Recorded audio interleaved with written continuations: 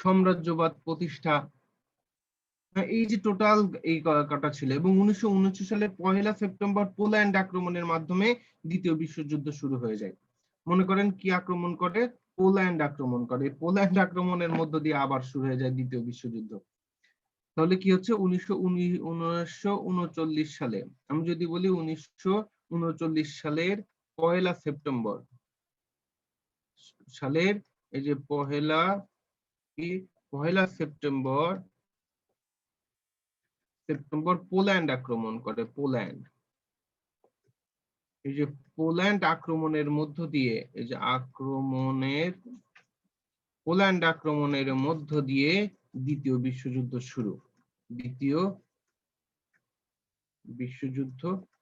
শুরু। দেখেন, অর্থাৎ এই যে টোটাল ঘটনাটা দ্বিতীয় বিশ্বযুদ্ধ শুরু হয়ে গেছে। কিন্তু দ্বিতীয় বিশ্বযুদ্ধের ক্ষেত্রে কি কি ছিল?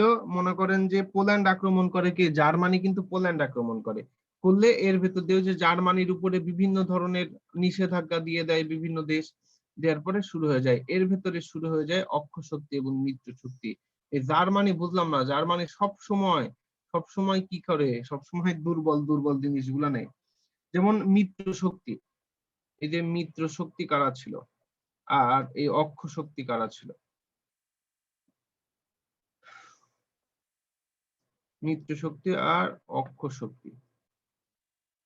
তাহলে কি মিত্র শক্তি কারা ছিল আর অক্ষ শক্তি কারা ছিল? আমি যদি তোমাকে বলি, দেখো এই মিত্র শক্তির ভিতরে যারা ছিল তারা ছিল হচ্ছে এই মিত্র শক্তি এবং অক্ষ শক্তি। মিত্র শক্তির ভিতরে ছিল ব্রিটেন, তখন কি ছিল? ব্রিটেন ছিল, ফ্রান্স, তারপরে ছিল সোভিয়েত ইউনিয়ন, অর্থাৎ যেটা রাশিয়া বলি আমরা, তখন কিন্তু সোভিয়েত ইউনিয়ন ছিল। সোভিয়েত ইউনিয়ন, যুক্তরাষ্ট্র, দেখেন, অর্থাৎ চীন, পোল্যান্ড, বেলজিয়াম, এই যে পোল্যান্ড, আরো ছিল কি? পোল্যান্ড ছিল, বেলজিয়াম ছিল। আর অক্ষ শক্তির ভেতরে ছিল জার্মানি, ইতালি ও জাপান। হ্যাঁ, অর্থাৎ জার্মানি, ইতালি আর ছিল জাপান। অর্থাৎ এই যে তিনটা ছিল অক্ষ শক্তির ভেতরে। অর্থাৎ প্রধান শক্তি যারা ছিল তাদের ভেতরে তিনটা। দেখেন এর ভেতরে প্রধান যেটা ছিল, অর্থাৎ এই যে মিত্র শক্তির প্রধান ছিল হচ্ছে, যেমন সোভিয়েত প্রেসিডেন্ট ছিল জোসেফ স্ট্যালিন, তারপর উইনস্টন চার্চিল ছিল যুক্তরাজ্যের প্রধানমন্ত্রী, ফ্রাঙ্কলিন ডি রুজভেল্ট ছিল হচ্ছে মার্কিন প্রেসিডেন্ট, তারপরে হ্যারি এস ট্রুম্যানও পরবর্তীতে মার্কিন প্রেসিডেন্ট হয়। এই যে টোটাল বিষয়টাই ছিল কি দ্বিতীয় বিশ্বযুদ্ধের মূল কারণ। দ্বিতীয় বিশ্বযুদ্ধের ভেতরে আরো মিত্র শক্তি, মিত্র শক্তির ভেতরে কারা কারা ছিল? হিটলার ছিল, তারপরে বেনিথ মুসোলিন ছিল, আর হচ্ছে জাপানের কিরা ছিল? হিরোহিতো। অর্থাৎ এদের যে তিনটা ছিল, এদের ভেতরে ছিল হিটলার। আমি যদি বলি কি হিটলার, অর্থাৎ প্রধান যেটা নাম আমরা পড়ি, তারপরে মুসোলিন, আরো ছিল কি? এই যে মুসোলিন ছিল, আরো ছিল হিরোহিতো। আমি যদি বলি কি এই যে হিতো, অর্থাৎ এগুলো ছিল কি জাপানের সম্রাট। এরা তিনজন ছিল যার অক্ষ শক্তির ক্ষেত্রে। আর যদি বলি আমি মিত্র শক্তির ক্ষেত্রে, আমি তো বললামই মিত্র শক্তির ক্ষেত্রে ছিল কি জোসেফ স্টার্লিং। এদের ভেতরে ছিল কারা কারা? এই যে এদের ছিল হচ্ছে জোসেফ স্ট্যালিন ছিল, এই যে কি জোসেফ স্ট্যালিন, এই যে স্ট্যালিন, অর্থাৎ সোভিয়েত প্রেসিডেন্ট ছিল। উইনস্টন চার্চিল, পরবর্তীতে ছিল ফ্রাঙ্কলিন ডি রুজভেল্ট, অর্থাৎ এই যে ফ্রাঙ্কলিন ডি রুজভেল্ট। অর্থাৎ এইগুলা ছিল কি? এইগুলা ছিল হচ্ছে আপনার হচ্ছে মিত্র শক্তির ভেতরে। বাফার স্টেট কি? এটা হচ্ছে যে যুদ্ধটা, মনে করেন দুইটা দেশ, মনে করেন ওই যে আমি একটু উদাহরণ দেই তাহলে বুঝতে পারবেন। মনে করেন আপনি কখন ট্রেনে উঠেছেন? ট্রেনে যদি উঠেন দেখবেন এই একটা ট্রেনের বগি থাকে না? একটা ট্রেনের বগি থাকে, কিন্তু আবার এখানে একটা ট্রেনের বগি থাকে। যখন এই দুইটা ট্রেনের ভেতরে বগি থাকে, বগি থাকলে এই দুইটা ট্রেন কিন্তু একসাথে কি অ্যাডজাস্ট করা থাকে না, অ্যাডজাস্ট করা থাকে না। এই দুইটা ট্রেনের ভেতরে একটা জায়গা থাকে, একটা এই যে এমন একটা জায়গা থাকে। এই জায়গাটা কি থাকে, বিভিন্ন ধরনের একটা লোহা থাকে এবং তার দুই পাশে কি থাকে, একটা রাবার জাতীয় জিনিস থাকে যেটা দিয়ে এই দুইটাকে অ্যাডজাস্ট করে ফেলে। এবং এটা এমন একটা দূরত্বে লাগে যাতে এই দুইটা যাতে একসাথে সংঘর্ষ না হয়। সংঘর্ষ না হয়ে কি করে, যাতে আগুন টাগুন ধরে না যায়। এইজন্য মাঝখানে একটা কি করে, এইখানে একটা জায়গা রেখে দেয়।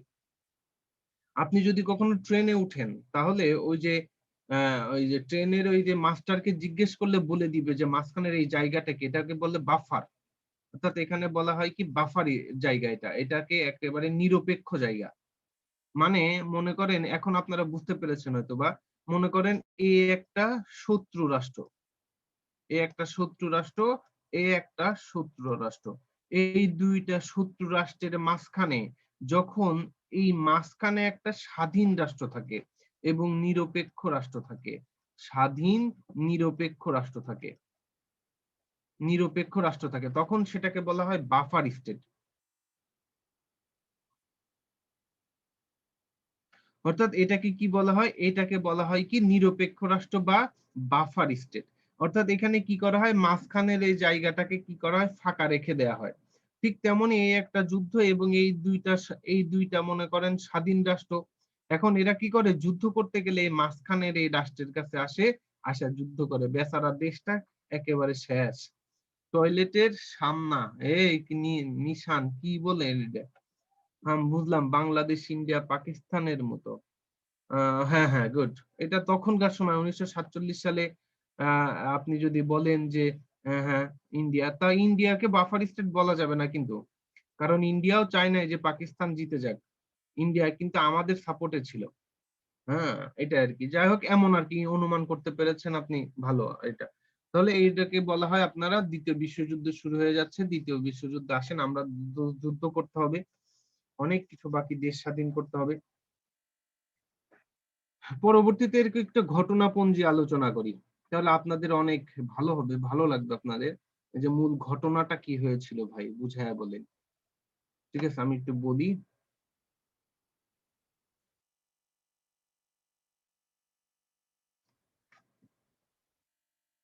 হ, হ।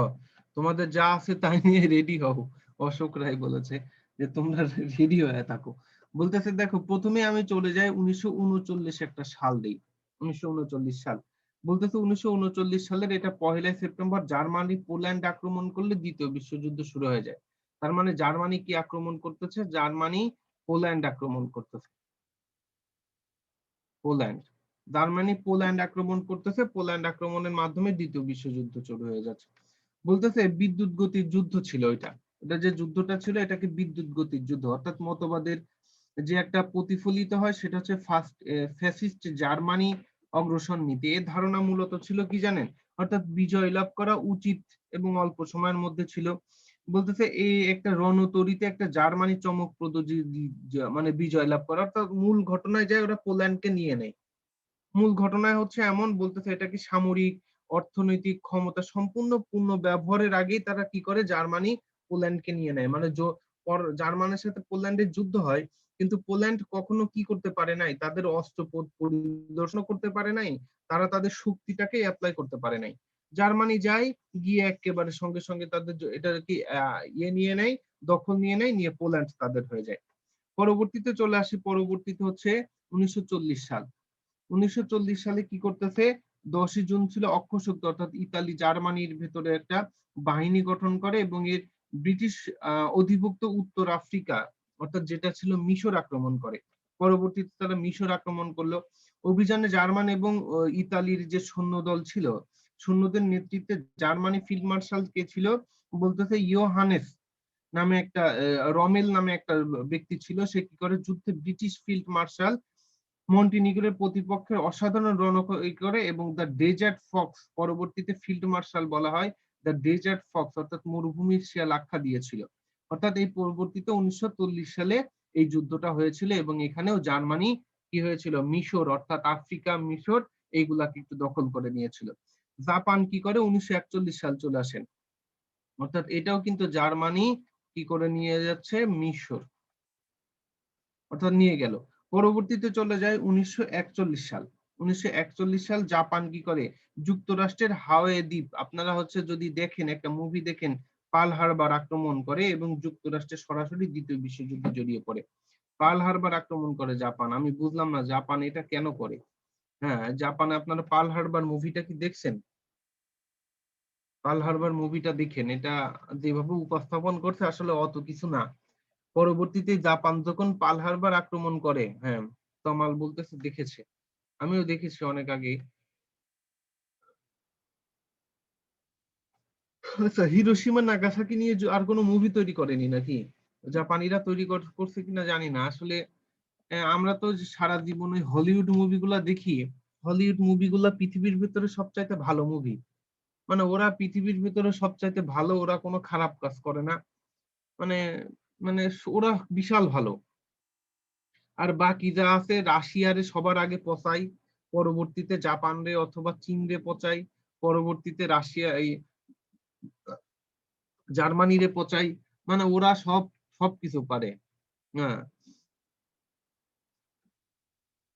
1941 সালে কি করে জাপান যুক্তরাষ্ট্রের হাওয়াই দ্বীপের কি করে পার্ল হারবার আক্রমণ, অর্থাৎ আমি যদি বলি কি, এই যে পার্ল হারবার আক্রমণ করে, পার্ল হারবার আক্রমণ করে, ইন্ডিয়া কিছু করেনি।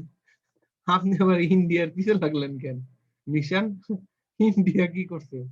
ওগো ল্যাঙ্গুয়েজটা বুঝবো না। হ্যাঁ, আসলে আচ্ছা, যাই হোক, 1941 সালে জাপান পার্ল হারবার আক্রমণ করে। এর পরবর্তীতে দ্বিতীয় বিশ্বযুদ্ধ যুক্তরাষ্ট্র শুরু হয়ে যায়। 1944 সালে ইউরোপের মূল জার্মানি দখল করে নেয় এবং মিত্র শক্তির বিপুল সংখ্যক সেনা ফ্রান্সের নরমন্ডিতে অবতরণ হয়। এই দিনটিকে ডি ডে হিসেবে পরিচালিত হয়। তার মানে 1944 সাল। 1944 সালে কি করে ওরা, কি করে বলতেছে, জার্মান দখল মুক্ত করার জন্য মিত্রবাহিনী বিপুল সংখ্যক সেনা ফ্রান্সের নরমুন্ডিতে অবতরণ করেন, কিন্তু তাও কিন্তু পারেনি।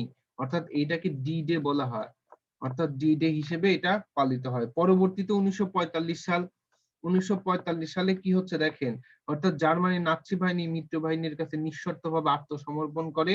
এই দিনটি কি করা হয়, ভিক্টোরিয়া ডে উদযাপন করা হয়।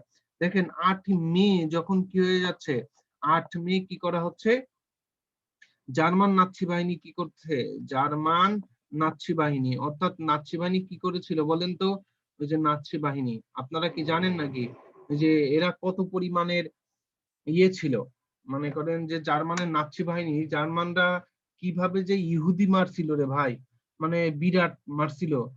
ওই যে ইহুদি যে গ্যাস চেম্বার, আপনারা শুনেছেন নাকি গ্যাস চেম্বারের নাম শুনেছেন? গ্যাস চেম্বার, গ্যাস চেম্বারে কি করা হতো, অর্থাৎ ইহুদিদেরকে ওখানে ঢোকাতে হতো, ঢুকায় একটা গ্যাসের মাধ্যমে তাদেরকে মেরে ফেলা হতো।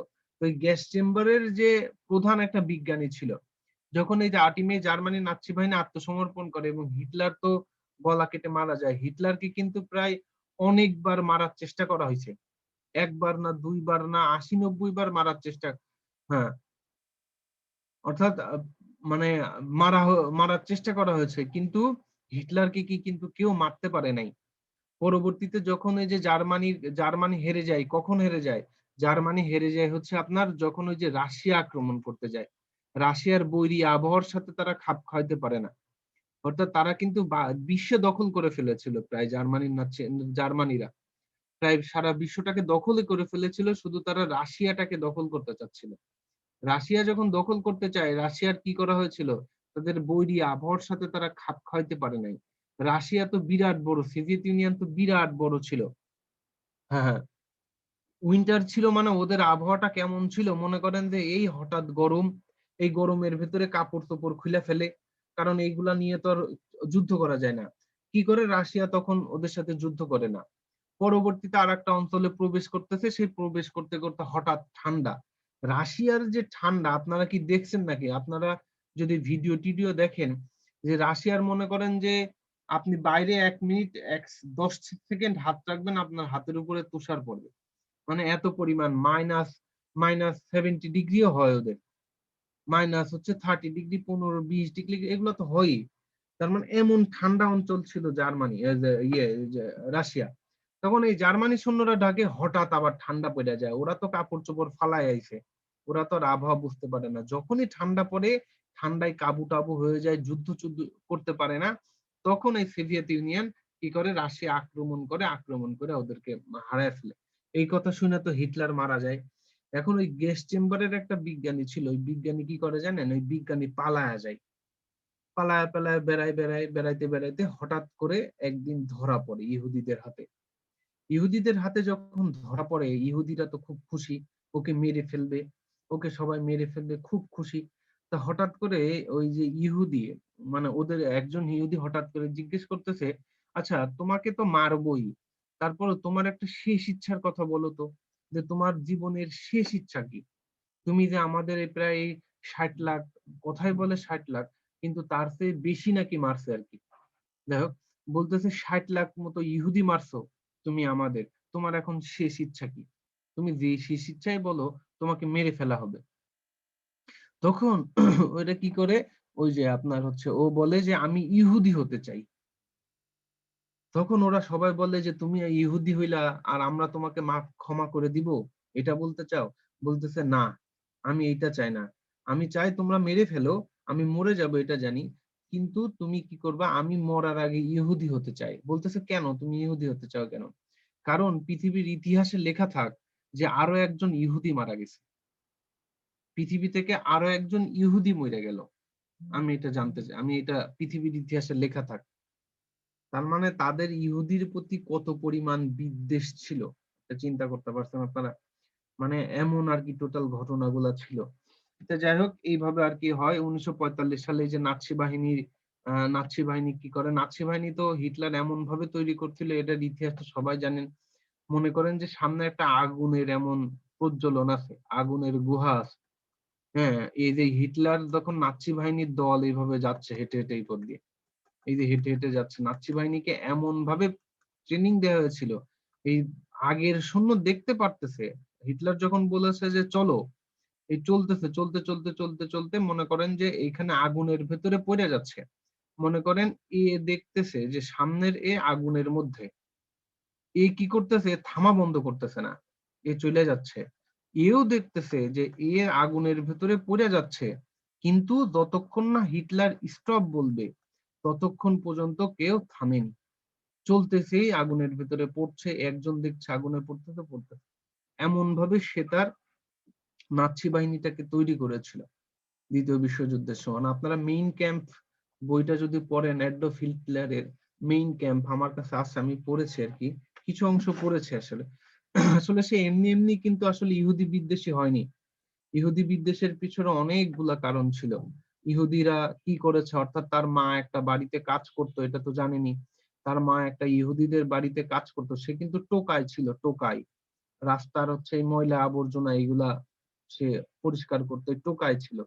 তখন হিটলার কি করে, এই টোকাই থেকে হঠাৎ করে তার মা একটা ইহুদিদের বাড়িতে কাজ করত। মনে করেন হচ্ছে ধোয়া মোছার কাজ, এগুলার কাজ করত। অর্থাৎ যেটা আমরা বলি হচ্ছে আপনার ওই যে কাজের মহিলা। এই কাজগুলা যখন করত তখন দেখতো সেই ইহুদি ব্যক্তি তার মাকে অনেক পরিমাণ অত্যাচার করত। তার মার যখন বিয়ে হয় তখন এক ইহুদি তার মাকে অনেক অত্যাচার করেছে। পরবর্তীতে সে একটা মেয়েকে ভালোবাসতো। হ্যাঁ, অর্থাৎ সে একটা মেয়েকে ভালোবাসতো। সেটাও ছিল ইহুদি। সেই মেয়ের বাপ-মাও তাই হিটলারকে অনেক বেশি পরিমাণ মানে করেছিল। মনে করো অত্যাচার করেছিল বিভিন্ন পরিমাণ, তার সাথে তার মেয়েকে বিবাহ দেয়নি। হিটলারকে বিভিন্ন রকমের ভাবে করেছিল, অপমান অপদস্থ করেছিল। পরবর্তীতে সে সৈন্যতে যোগ দেয় জার্মানির। সৈন্যতে একটা সাধারণ সৈনিক। ওই সৈনিক থেকে আস্তে, সৈনিক প্রধান হতে টোটাল জার্মানির প্রধান হয়ে যায়। হয়ে গিয়ে তিনি ওই যে তার মনের ভেতরে যে একটা ক্ষোভ ছিল ইহুদিদের মধ্যে, ইহুদিরা এই, ইহুদিরা ওই, ওই ইহুদি ওই থেকেই শুরু হয়ে যায় ইহুদি মারা। যেইখানে ইহুদি পাইছে সেখানেই মাইরা দিছে। এমনকি বাচ্চাও ছাড়ে নাই। তার ভিতরে এত ক্ষোভ ছিল। এই ইহুদি কি কোন অন্য রিলিজনের? যে হিন্দু ধর্মেরই ইহুদিরা, আপনারা ওই যে ইসরাইল বর্তমান ইহুদিদের ওই যে ইসরায়েলেরই একটা পার্ট আসলে, হ্যাঁ? ইহুদিদের একটা পার্ট ইসরায়েল। তো এই যে হিটলার নাকি বলেছিল আর কি যে আমি সব ইহুদিদেরকে মেরে যাচ্ছি না, কিছু ইহুদি তোমাদের ভেতরে রেখে যাচ্ছি যাতে তোমরা বুঝতে পারো যে আসলে ইহুদি কি ছিল পৃথিবীর ভেতরে। হ্যাঁ, ইহুদি কি ছিল পৃথিবীর মধ্যে তোমরা একটু বুঝে যেও। অর্থাৎ কিছু ইহুদি আছে ওই যে ইসরায়েলে বসবাস করতেছে, আপনারা তো দেখতেছেনই কি করতেছে আর কি। হম, ইহুদি রাষ্ট্র এই আর কি। মানে মনে করেন পৃথিবী ওদের হয়ে যাচ্ছে, কোন মুসলমানদের উপরে ইসরায়েল ফিলিস্তিনিদের উপরে কিভাবে অত্যাচার চালায় এটা তো বুঝতেছিনি নাকি? স্যার কি আমরা কি বুঝতে পেরেছেন আপনারা? মরে গেলে ভালো হতো তা জানি না, তবে হিটলারকে আমার খুব ভালো লাগে। হিটলার তো আত্মহত্যা করেছিল। হ্যাঁ, হিটলার হচ্ছে ওই যে ইয়ে আছে না, হ্যাঁ ওই যে আপনার ওই যে ব্লেড আছে না, ব্লেড, ব্লেড চিনেন না, ওই যে ব্লেড যেটারে বলি আমরা, হ্যাঁ নখ টখ কাটে, ব্লেড দিয়ে সে তার গলার ভেতরে আর কি ইয়ে করেছিল আর কি, গলার ভেতরে পোস মাইরা দিছিল আর কি। বুঝতে পারছেন, তার ওয়াইফ এবং সে একসাথে মারা গেছিল হিটলার, যাতে কারোর হাতে মরে না ধরা পড়তে না হয় আর কি। হিটলারের কিন্তু একটা উক্তি আছে, কিন্তু উক্তিটা কি জানেন তো? হিটলারের আপনারা জীবনে অ্যাপ্লাই করতে পারবেন। যে আসলে হিটলারের একটা মোটো ছিল, মোটোটা এমন যে বলতেছে তুমি একটা কাজ করবা, কাজ করার আগে 100 বার ভাবো, 100 বার তুমি কাজটা করার আগে 100 বার ভাবো।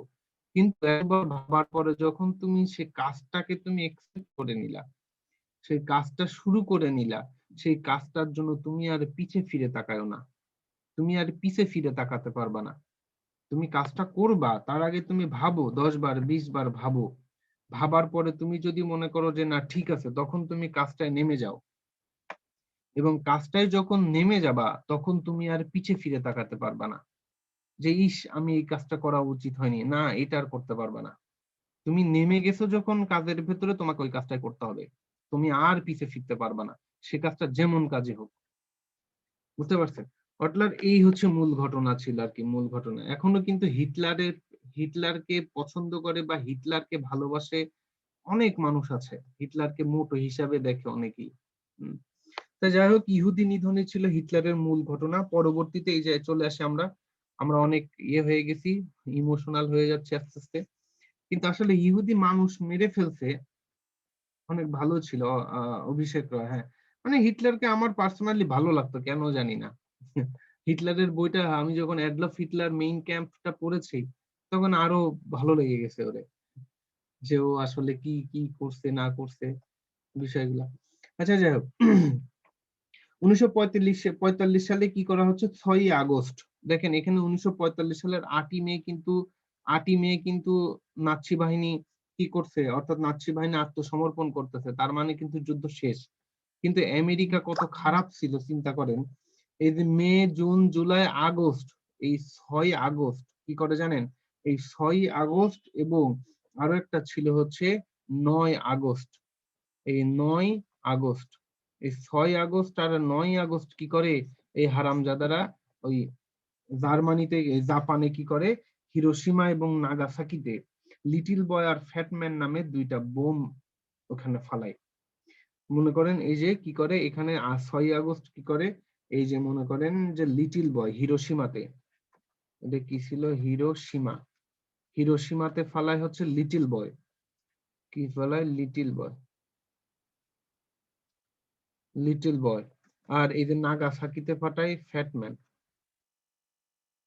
নাগাসাকিতে ফলায় হচ্ছে ফ্যাটম্যান। এই যে এরা যারা, এই যে নাগাসাকি এবং ফ্যাটম্যান, হ্যাঁ, এই যে হিরোশিমা এবং নাগাসাকিতে এইটা বোমটা ফালায়, এই ফালানোর পরে বুঝছেন, যখন ফালায় আমেরিকা এখন ভালো কই, আমেরিকা তো সবচেয়ে খারাপ অবস্থায় আছে আমার কেন জানি মনে হয়। যাই হোক, বলতেছে কি বলতেছে, এই নাগাসাকিতে এবং হিরোশিমাতে যে এই যে লিটল বয় ফ্যাটম্যান ফালায়, এটা ফালানোর পরে কি হয়েছিল জানেন, যে যে মানে যে বয়ে নিয়ে যায় এটা, এই যে হেলিকপ্টারে করে নিয়ে যায় ফালানোর জন্য, হিরোশিমা এবং নাগাসাকিতে ফালানোর জন্য নিয়ে যায়, নিয়ে যাওয়ার পরে ওই লোক ফালানোর পরে ওই লোকই পাগল হয়ে যায়, ওরা যারা ফালাইছিল ওইখানে, পাইলট, হ্যাঁ ফালাইছিল, ওনারা আত্মহত্যা করেছিল। হ্যাঁ, প্রথমে তো হচ্ছে মানে পাগল হয়ে যায় প্রথমে, যে আসলে কি হলো এটা, এটা ওটা পাগল হয়ে যায় প্রথমে যে আসলে কি অবস্থা। হুম, এমন আর কি। তাহলে এত কাহিনী ছিল আর কি। বলতেছে ওইখানে কিন্তু এই যে যেখানে এই যে লিটল বয় ফ্যাটম্যান পাঠা ফালাই ছিল, ফালানোর পরে ওইখানে কিন্তু আপনার যে ঘটনাটা ঘটেছিল সেটা হচ্ছে মানুষ কিন্তু ওইখানে এখনো হচ্ছে আপনার প্রতিবন্ধী হয়ে জন্মগ্রহণ করে নাকি। ওইখানে নাকি এখনো কোনো শস্য হয় না, এখনো কোনো শস্য হয় না। ওর আশেপাশে যখন নাকি মানুষ এখনো জন্মগ্রহণ করলে নাকি প্রতিবন্ধী হয়। পরবর্তীতে এরই পরিপ্রেক্ষিতে জাপান 15ই আগস্ট আত্মসমর্পণ করেন। 2 সেপ্টেম্বর জাপান আনুষ্ঠানিকভাবে নিঃশর্ত আত্মসমর্পণ করলে দ্বিতীয় বিশ্বযুদ্ধের পরিসমাপ্তি ঘটে। তাহলে কি 15ই আগস্ট জাপান আত্মসমর্পণ করে, এই যে কি আগস্ট জাপান আত্মসমর্পণ করে, জাপান আত্মসমর্পণ করে, জাপান আত্মসমর্পণ করে এবং 2 হচ্ছে সেপ্টেম্বর আনুষ্ঠানিকভাবে এটা যুদ্ধ শেষ হয়। এই যে মূল ঘটনাটা ছিল এমন। বলতেছে দ্বিতীয়, আমি একটা নতুন, এটা জানেন কি নাকি, যদি তৃতীয় বিশ্বযুদ্ধ হয়, তৃতীয় বিশ্বযুদ্ধ হওয়ার পরে নাকি মানুষকে যুদ্ধ করার জন্য একজন আর একজনের সাথে নাকি যুদ্ধ করার জন্য মানে এই যে ইট আছে না, ইট, এই যে ইট ব্যবহার করবে, ইট। বলতেছে কিছুই নাই, মানে ইট দিয়ে আরেকজনকে মারামারি করবে, তখন নাকি কোনো অস্ত্র থাকবে না। আসলে পৃথিবীটাই তো থাকবে না, পৃথিবীই ধ্বংস হয়ে যাবে তৃতীয় বিশ্বযুদ্ধের কারণে। বলতে তৃতীয় বিশ্বযুদ্ধের সময় এমনও নাকি মানুষের কাছে বোম আছে যে বোমটার ভেতরে টোটাল পৃথিবীটা ধ্বংস করতে নাকি 5 সেকেন্ড সময় লাগবে, টোটাল পৃথিবীটাকে ধ্বংস করে ফেলতে, যে পৃথিবী থাকবে না, গ্রহটাই থাকবে না, এটা করতে নাকি 5 সেকেন্ড সময় লাগবে। হ্যাঁ, অর্থাৎ এই হচ্ছে মূল ঘটনা ছিল। আমি যে ঘটনাগুলা বললাম, এই ঘটনা বলতেই এটাকে বলা হচ্ছে, আমি যা আলোচনা করেছি তাই। ইন্ডিয়ান সোলজারও ছিল অ্যাডলফ হিটলার। আমাদের কিন্তু যে জাতিসংঘ গঠন হচ্ছে তার পরবর্তীতে। আমরা চলে যাই দ্বিতীয় বিশ্বযুদ্ধের ঘটনা শেষ। দ্বিতীয় বিশ্বযুদ্ধের ঘটনার পরবর্তীতে অনেক কিছুই তৈরি করা হয়, যেমন হচ্ছে এই যে স্ট্যাচু অফ পিস, এইটা কিন্তু অনেক জায়গায় আসে এই কোশ্চেনটা। স্ট্যাচু অফ পিস কোথায় অবস্থিত বলতে পারবেন কেউ? Statue of piece, statue of piece, এই যে স্ট্যাচু অফ পিস, অর্থাৎ স্ট্যাচু অফ পিস অবস্থিত হচ্ছে কোথায়? হিরোশিমা এবং নাগাসাকিতে, অর্থাৎ নাগাসাকির পিস পার্ক, অর্থাৎ এটা কোথায়? এই যে নাগাসাকিতে, নাগাসাকি, এই নাগাসাকিতে অবস্থিত আর কি, জাপানে। এটা একটু মনে রাখতে হবে আপনাদের। পরবর্তীতে আমরা চলে যাই যেটা, সেটা হচ্ছে জাতিপুঞ্জ বা জাতিসংঘ। পরবর্তীতে স্থাপন করা হয় জাতিসংঘ। জাতিসংঘ স্থাপন করা হয় কিভাবে জাতিসংঘ স্থাপন হয়? বলতেছে যুদ্ধের অভিশাপ থেকে বিশ্বকে রক্ষা করার জন্য দ্বিতীয় বিশ্বযুদ্ধে, অর্থাৎ কি বলা হয়েছিল, দ্বিতীয় বিশ্বযুদ্ধ হয়েছিল যে, সেই দ্বিতীয় বিশ্বযুদ্ধের এটা কি করা হয়েছিল, প্রেক্ষাপটে আন্তর্জাতিক শান্তি এবং নিরাপত্তা প্রতিষ্ঠা। অর্থাৎ বলতেছে টোটাল যে বিশ্বটাকে, এই যে টোটাল বিশ্ব, এই বিশ্বটাকে, এই পৃথিবীটাকে, টোটাল পৃথিবীর ভেতরে কি করা ছিল, বিশ্ব শান্তি প্রতিষ্ঠারই এর মূল উদ্দেশ্য ছিল, যে বিশ্বের শান্তি প্রতিষ্ঠা করবে, দ্বিতীয় বিশ্বযুদ্ধ আর হবে না, আর যাতে কোনো যুদ্ধ না হয়, এই জন্য কি করা হয়, এটা প্রতিষ্ঠা করে মার্কিন প্রেসিডেন্ট রুজভেল্ট। কি করে মার্কিন প্রেসিডেন্ট রুজভেল্ট? এই যে মার্কিন প্রেসিডেন্ট, এই যে প্রেসিডেন্ট রুজভেল্ট, এই যে রুজভেল্ট, মার্কিন প্রেসিডেন্ট রুজভেল্ট কি করে, এর প্রস্তাব করে। সর্বপ্রথম তিনি একটা প্রস্তাব করেন যে না, এমন একটা কি হবে, এমন একটা এমন একটা ইয়ে তৈরি করা হবে, এটা জাতিসংঘ নামে এটা নামকরণ করা হবে। তাহলে প্রথম নামকরণ কে করেন? রুজভেল্ট। তিনি জাতিসংঘ গঠনের প্রস্তাব করলেন। আটলান্টিক সনদ, জাতিসংঘ নামটি সর্বপ্রথম অফিসিয়ালি ব্যবহার করা হয় এবং পরবর্তীতে এর মূল মন্ত্র ছিল ইটস আওয়ার ওয়ার্ল্ড। এই জাতিসংঘের মূল একটা মন্ত্র ছিল ইটস আওয়ার ওয়ার্ল্ড। পরবর্তীতে জাতিসংঘ গঠনের জন্য কয়েকটা প্রস্তাব উত্থাপন করা হয়। এই প্রস্তাবটা ছিল কি, 11টি সম্মেলন তৈরি করা হয়। এই জাতিসংঘ প্রস্তাবের জন্য 11টি সম্মেলন। যেমন প্রথমেই যেহেতু লন্ডন সম্মেলন, লন্ডন সম্মেলন অনুষ্ঠিত হয় 1941 সালের 22শে জুন। আমি যদি এইভাবে একটা পয়েন্ট নেই, ঘোষণা করে ইউরোপের 9টি দেশ প্রবাসী সরকার। এদিকে ইউরোপের 9টি দেশ এবং প্রবাসী সরকার এটার কি করে, প্রস্তাব করে। এবং লন্ডনের জেমস প্রসাদে, পরবর্তীতে তিনি, আমি যদি বলি কি, লন্ডনের জেমস প্রসাদে এই ঘোষণা দিয়েছিলেন, লন্ডন ঘোষণা। এই জন্য জার্মানি ব্রিটেন আক্রমণের মধ্যে পরিপ্রেক্ষিতে এই ঘোষণা দেওয়া হয়েছিল, আর লন্ডন ঘোষণায় জাতিসংঘের প্রথম পদক্ষেপ। তাহলে এটা কিন্তু অনেক ইম্পর্টেন্ট, এই যে আমি ভেরি ভেরি ইম্পর্টেন্ট দিলাম। প্রথম পদক্ষেপ যেটা ছিল সেটা কি বলা হবে, হচ্ছে কি লন্ডন, অর্থাৎ জাতিসংঘের প্রথম পদক্ষেপ ছিল এটা। পরবর্তীতে হচ্ছে আটলান্টিক সনদ। আটলান্টিক সনদের মূল ঘটনা কি ছিল, বলতেছে স্বাক্ষরিত 1941 সালে। কত সালে স্বাক্ষরিত হয়, ফ্রাঙ্কলিন ডি রুজভেল্ট 1941 সালের 14ই আগস্ট এটা ইয়ে করে, এবং এটা কি ফ্রাঙ্কলিন ডি রুজভেল্ট এবং উইনস্টন চার্চিল এটা এটা করেন। এই যে ব্রিটিশ প্রধানমন্ত্রী উইনস্টন চার্চিল এবং মার্কিন প্রেসিডেন্ট ফ্রাঙ্কলিন ডি রুজভেল্ট একটা ব্রিটিশ নৌতরীতে, অর্থাৎ রণতরীতে একটা স্বাক্ষর করে, অর্থাৎ প্রিন্সেস অফ ওয়েলস নামক ব্রিটিশ রণতরী। এই ব্রিটিশ রণতরীটার নাম কি ছিল, এই যে ব্রিটিশ রণতরী এর নাম কি ছিল, এবং যে নৌকার উপর বা যে জাহাজের উপর তারা এটা এই স্বাক্ষরটা করেছিল সেটা হচ্ছিল কি প্রিন্সেস অফ ওয়েলস। আমি একটু লিখে দিই, এই যে প্রিন্সেস, এই যে princess of Wales, princess of Wales নামে, এই যে ওয়েলস, প্রিন্সেস অফ ওয়েলস নামে একটা নৌতরী, এই নৌতরীতে বসে তারা কি করে, এই যে আটলান্টিক সনদ এটাও স্বাক্ষরিত হয়। বলতেছে জাতিসংঘ প্রতিষ্ঠার জন্য 11টি সম্মেলন করা হয়। চিন্তা করেন, এমনি এমনি কিন্তু হয়নি। পরবর্তীতে হচ্ছে ওয়াশিংটন ডিসি সম্মেলন, এটা 1942 সালে সম্মিলিত হয়, আমেরিকার রাজধানী ওয়াশিংটনের সম্মেলন অনুষ্ঠিত হয়। উক্ত সম্মেলনে আমেরিকার 32তম প্রেসিডেন্ট রুজভেল্ট জাতিসংঘের নামকরণ করেন। তাহলে আসেন, রুজভেল্ট এই জাতিসংঘের নামকরণ করছেন। সবাই আমার সাথে বলেন, কে জাতিসংঘের নামকরণ করেন, রুজভেল্ট। এটা কিন্তু খুব ভেরি ভেরি ইম্পর্টেন্ট একটা কোশ্চেন, এটা কিন্তু অনেক পরীক্ষাতে এসেছে, বিসিএস এর কোশ্চেনেও মাঝে মধ্যে দেখা যায়। এমনকি আপনার ব্যাংক জব গুলার জন্য দেখেন, অথবা সরকারি যত প্রতিযোগিতামূলক কোশ্চেন আছে এখানে আপনারা এটা পাবেন, যে হচ্ছে কি, অর্থাৎ এটা আপনারা পাবেন, হ্যাঁ রুজভেল্ট। অর্থাৎ পরবর্তীতে আসে ক্লাসাব্লাঙ্কা সম্মেলন, এটা অনুষ্ঠিত হয় 1942 সালে, এবং মরক্কোর অন্যতম শহর ক্লাসাব্লাঙ্কা, অর্থাৎ মরক্কোর শহর ক্লাসাব্লাঙ্কা এটা তো অনুষ্ঠিত হয়। আফ্রিকার একমাত্র সম্মেলন ছিল এটা, মনে রাখতে হবে আফ্রিকার একমাত্র সম্মেলন। অর্থাৎ কত সালে, 1942 সালে মরক্কোর অন্যতম শহর ক্লাসাব্লাঙ্কাতে, হ্যাঁ পরবর্তীতে আসে ক্লাসাব্লাঙ্কা শহর। প্রথমে আমি একটা পুল চলে আসলো, পুলটার আনসার দেন দেখি কেমন পারে আমার জনগণেরা। প্রথম পুল, ক্লাসাব্লাঙ্কা শহর কোন দেশে অবস্থিত, পিটামো 100% হওয়া উচিত, 100%, 100% চাই আনসার। আমি কেবলই তো বললাম ক্লাসাব্লাঙ্কা কোথায় অবস্থিত, এই আনসার করেন সবাই।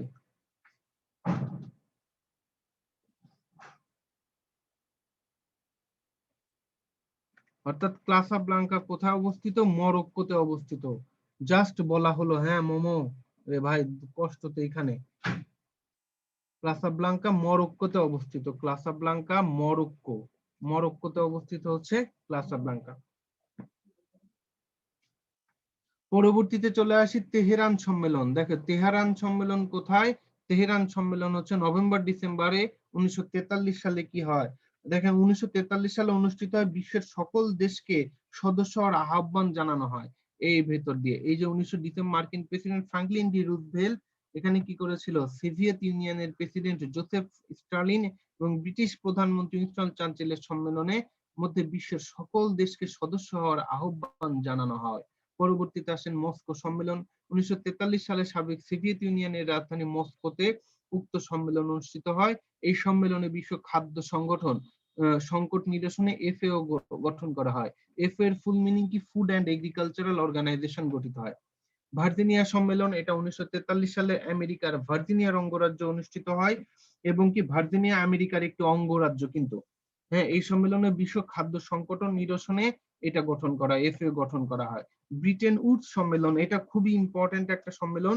এখানে দেখেন ব্রিটেন উডস সম্মেলন অনুষ্ঠিত হয় কত সালে, 1944 সালে সম্মেলন অনুষ্ঠিত হয়। এই সম্মেলনে বিশ্ব অর্থনৈতিক সংকট নিরসনে ওয়ার্ল্ড ব্যাংক, ডাব্লিউবি কি ওয়ার্ল্ড ব্যাংক এবং আইএমএফ ইন্টারন্যাশনাল মনিটারি ফান্ড গঠিত হয়, অর্থাৎ গঠিত হয়। এছাড়া উক্ত সম্মেলনে আমেরিকান ডলারকে আন্তর্জাতিক মুদ্রায় রূপান্তরিত করা হয়। এ ভাই আমাদের টাকাকে করা হয় না কেন আন্তর্জাতিক মুদ্রা? টাকাকে করলে কিন্তু খুব ভালো হবে। হ্যাঁ, তো তারপরে বলতেছে কি ডাম্বার ডাম্বারটন ওক সম্মেলন 1944 সালে ডাম্বারটনে এটা অনুষ্ঠিত হয়। জাতিসংঘের রূপরেখা নিরাপত্তা পরিষদ গঠন এবং স্থানীয় সদস্য নির্বাচন করা হয়। হ্যাঁ, অর্থাৎ স্থানীয় ইয়াল্টা সম্মেলন ছিল পরবর্তীতে, এটা পরবর্তীতে 1945 সালের ফেব্রুয়ারিতে ইউনেস্কোর ইয়াল্টাতে অনুষ্ঠিত হয়। সম্মেলনে বিশ্ব নেতৃত্ববৃন্দ জাতিসংঘ প্রতিষ্ঠার অসমাপ্ত কাজ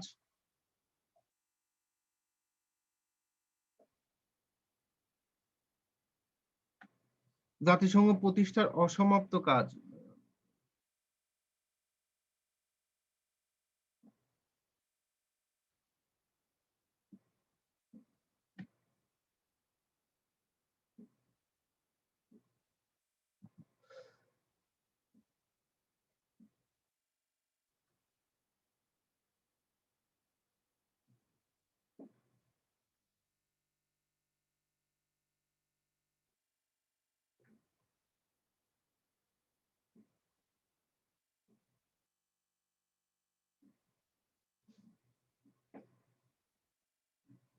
বলতেছে কি অসমাপ্ত কাজ এটা করা হয়। অসমাপ্ত কাজ এবং 5টি স্থানীয় সদস্য ভেটো ক্ষমতা প্রদানের ইত্যাদি মিলিত হন। পরবর্তীতে সান ফ্রান্সিসকো সম্মেলন 1945 সালের 25শে এপ্রিল থেকে মিত্রশক্তির 111টি ধারা সম্বলিত জাতিসংঘ সনদ প্রণয়ন হয়। একটা ভাইয়া একটু ব্রেক দেন। হ্যাঁ, ব্রেক দিব ভাইয়া। হ্যাঁ, ভেটো কি? ভেটো হচ্ছে আমি মানি না। 5টা স্থানীয় সদস্য আছে, আমি একটু পরে দিচ্ছি ভাইয়া। ইন্টারন্যাশনাল ওদের, আচ্ছা যাই হোক, এখন 51তম দেশ স্বাক্ষরিত করে। এটা একটু অনেক ইম্পর্টেন্ট, সান ফ্রান্সিসকো সম্মেলন। এই জাতিসংঘটা পরে আপনাদের ব্রেক দিচ্ছি, টেনশনের কোনো কারণ নাই। 15ই অক্টোবর 1945 সালে পোল্যান্ড 51তম দেশ হিসেবে স্বাক্ষর করলে 24 অক্টোবর 1945 সালে জাতিসংঘের যাত্রা শুরু করে। এটা কিন্তু খুবই ইম্পর্টেন্ট একটা লাইন, এটা সবাই ভালো করে দেখবা। ঠিক আছে তো? অর্থাৎ আজকের স্লাইডটার এমন, এই জন্য আমরা এখন একটু ব্রেকে যাই। তোমরা কেমন আছো সবাই? তোমাদের সাথে আজকে একটু পড়াশোনা বেশি তো, এই জন্য চ্যাট বক্সে অত বেশি করতে পারতেছি না। তোমরা সবাই ভালো আছো? তোমাদের সাথে, হ্যাঁ ভাইয়া ভালো। নিশান, রুমা, পড়াশোনা চালায় যাও ভাইয়া, পড়াশোনার বিকল্প কিছু নাই ভাইয়া। ভালো আছে আলহামদুলিল্লাহ। হ্যাঁ ভালো আমিরা, তোমরা সবাই পড়াশোনা করো ভাই, এর বিকল্প কিছু নাই। আপনি কেমন আছেন? ভালো আছি, টেনশনে আছি ভাইয়া। টেনশনের কোনো কিছু নাই মোমো। হ্যাঁ আচ্ছা, এখন আসো আমরা একটা ব্রেকে যাই। আসো আমরা হচ্ছে এখন আমার ঘড়িতে 11টা 34 বাজে, আমরা 11টা 40-এ ক্লাস শুরু করব। জিকে ইন্টারন্যাশনাল গুলো অনেক হার্ড লাগে। না না, একটু পড়লেই হয়ে যাবে। হ্যাঁ না না ভাইয়া, অনেক কষ্ট হচ্ছে ভাইয়া অ্যাডমিশনের জন্য। কোনো কষ্ট নাই, শুধু পড়তে হবে। ওই যে একটা আমি বললাম না, হিটলারের একটা মতবাদ আছে নিশান, যে কি মতবাদ, যেটা নিয়ে চিন্তা করেছো এবং একবার যখন নেমে গেছো তখন আর পিছে ফিরে তাকানোর সময় নাই। তোমার আর কোনো পিছে ফিরাইতে পারবে না। তোমার এখন কাজ শুধু পড়া, দৈনিক 15-16 ঘন্টা করে পড়া। ঠিক আছে? অনেক কষ্ট হচ্ছে ভাই অ্যাডমিশনের জন্য। জি ভাই। হ্যাঁ, আচ্ছা যাই হোক, পড়তে হবে, কষ্ট একটু করতেই হবে। তোমার নেক্সট ফিউচার, তোমার যে ফিউচার সেট আপ হয়ে যাবে, তোমার মানে ভবিষ্যৎ সেট আপ হয়ে যাবে। এখন একটু কষ্ট তো করতেই হবে।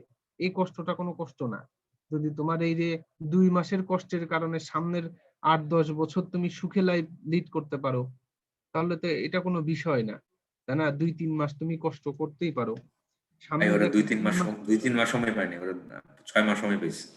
হ্যাঁ হ্যাঁ, আমরা তো 4 মাস পাইছি দা ভাইয়া। আহ, আমরা কিন্তু এত পাই নাই, তোমরা যেমন পাইতেছো আর কি। তোমরা পড়ো আর কি, নেক্সট আর কোনো অপশন নাই।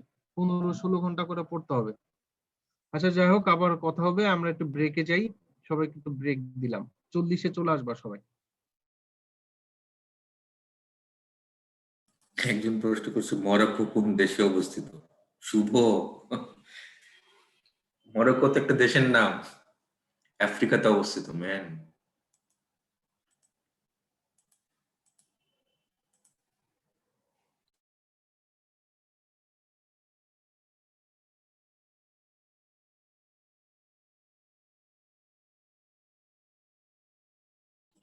রেজাল্ট তো এই মাসের মধ্যে দিয়ে যাওয়ার কথা।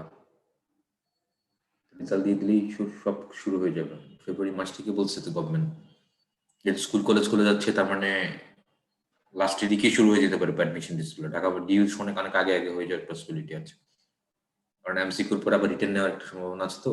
সো প্রসেসিং করতে বেশ সময় লাগবে, সো এখানে আগে আগে পরীক্ষা হয়ে যাবে। সবাই কি টেন্সড নাকি? Are you tensed?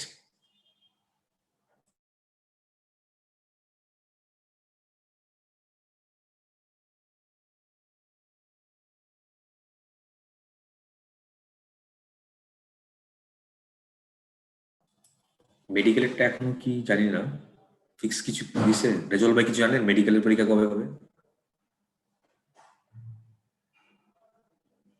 টেনশন করার কি আছে ভাই? মনে হয় এপ্রিলে। এপ্রিল ডেট দিছে?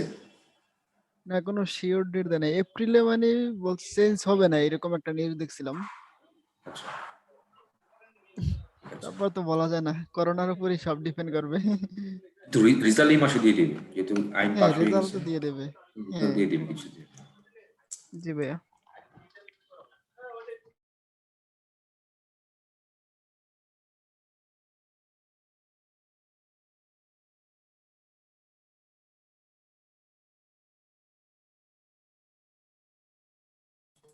আর পূর্ণিয়া প্রশ্ন করেছে ডিইউ মেডিকেলের আগে হবে। হ্যাঁ, এরকমই তো পসিবিলিটি দেখা যাচ্ছে, মেডিকেলের আগে ডিইউ হওয়ার সম্ভাবনা আছে।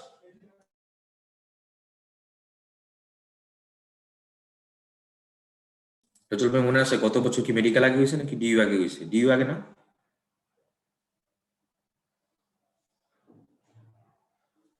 গত বছর ডিউ আগে হয়েছে।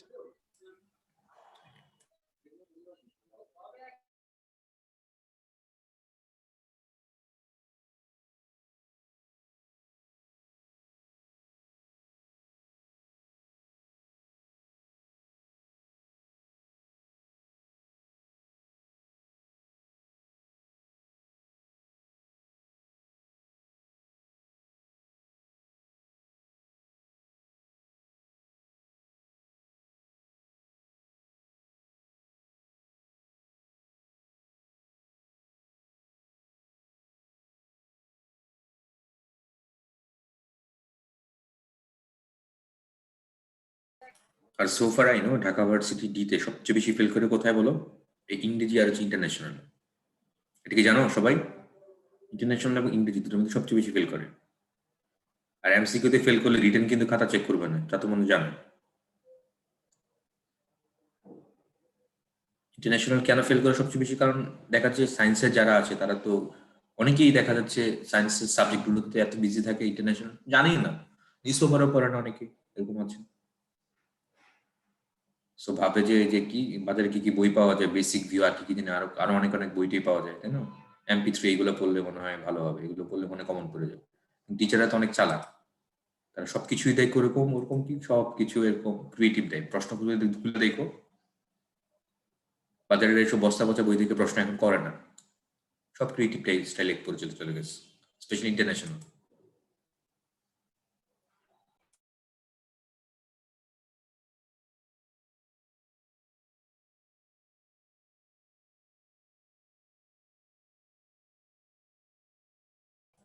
রিটার্ন কেমন আসতে পারে? গত বছর রিটার্ন তো আসছে কিরকম, কি দিয়ে আসছিল?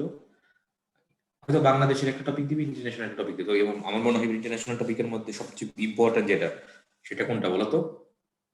ইন্টারন্যাশনাল তো অনেক কিছুই করতেছে, সবচেয়ে ইম্পর্টেন্ট কোনটা বলো এবার দেখি, কেমন কেমন জানো? হ্যাঁ, ইউএসএ প্রেসিডেন্সিয়াল ইলেকশন, এটা ইম্পর্টেন্ট এবার, বুঝছো তো? সো এরকম আসতে পারে, ইউএসএ প্রেসিডেন্ট নির্বাচন এবং বাংলাদেশে তার প্রভাব, এটা নিয়ে কিছু লাগে। এগুলো কি বই আছে বলো?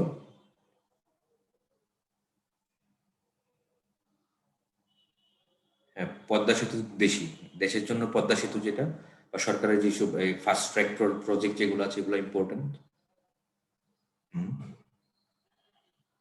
এগুলো খুব ইম্পর্টেন্ট। পদ্মা সেতু ভালো করে একদম টপ টু বটম ভালো করে পড়বো, বাংলা ইংরেজি দুইটা দুইটা ভাবি। আর ইন্টারন্যাশনাল জিকের জন্য ইউএস প্রেসিডেন্সিয়াল ইলেকশন, এটা দেখবো, এবং বাংলাদেশে তার প্রভাব।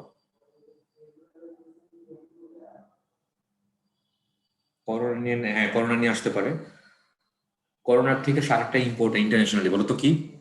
করোনা রিলেটেড একটা ইম্পর্টেন্ট টপিক আছে, সেটা হচ্ছে vaccine diplomacy. You had that? শুনছো এটা, ভ্যাকসিন ডিপ্লোমেসি? শোনো নাই? হ্যাঁ ভাইয়া, তাহলে শুরু করতে পারি আমরা ভাইয়া। হ্যাঁ হ্যাঁ, ওকে ওকে। ওকে, আমরা তাহলে শুরু করি। এখন দেখো, এখানে আমরা যে বিষয়গুলো দেখবো, জাতিসংঘের সদস্য সংখ্যা হচ্ছে 51টি। সর্বশেষ ছিল হচ্ছে পোল্যান্ড, এটা তো আমি বললামই। এখানে দেখো আরো কতগুলো বিষয় আমরা দিয়েছি, যে বর্তমান সদস্য হচ্ছে 193টি। 93 সর্বশেষ হচ্ছে দক্ষিণ সুদান 14 জুলাই 2011। বাংলাদেশ 136তম সদস্য 29তম অধিবেশনে। বলছে স্বাধীন সার্বভৌম দেশ কিন্তু সদস্য নয়, সেটা হচ্ছে ভ্যাটিকান সিটি এবং কসোভো। স্থায়ী পর্যবেক্ষক ভ্যাটিকান এবং প্যালেস্টাইন। জাতিসংঘের 6টি ভাষা আছে। ভাষা হচ্ছে কয়টা? 6টা ভাষা। এই দেখো, ইংরেজি, ফ্রেঞ্চ, চাইনিজ, রুশ, স্প্যানিশ এবং আরবি। বাংলা নাই। অত দুঃখের কোনো কারণ নাই, বাংলা আসবে, সমস্যা নাই। ভেটো পাওয়ার দেওয়া হচ্ছে 4টি। অনেকেই বলেছে যে ভেটো পাওয়ারটা কি? ভেটো পাওয়ার শব্দের অর্থ হচ্ছে আমি মানি না।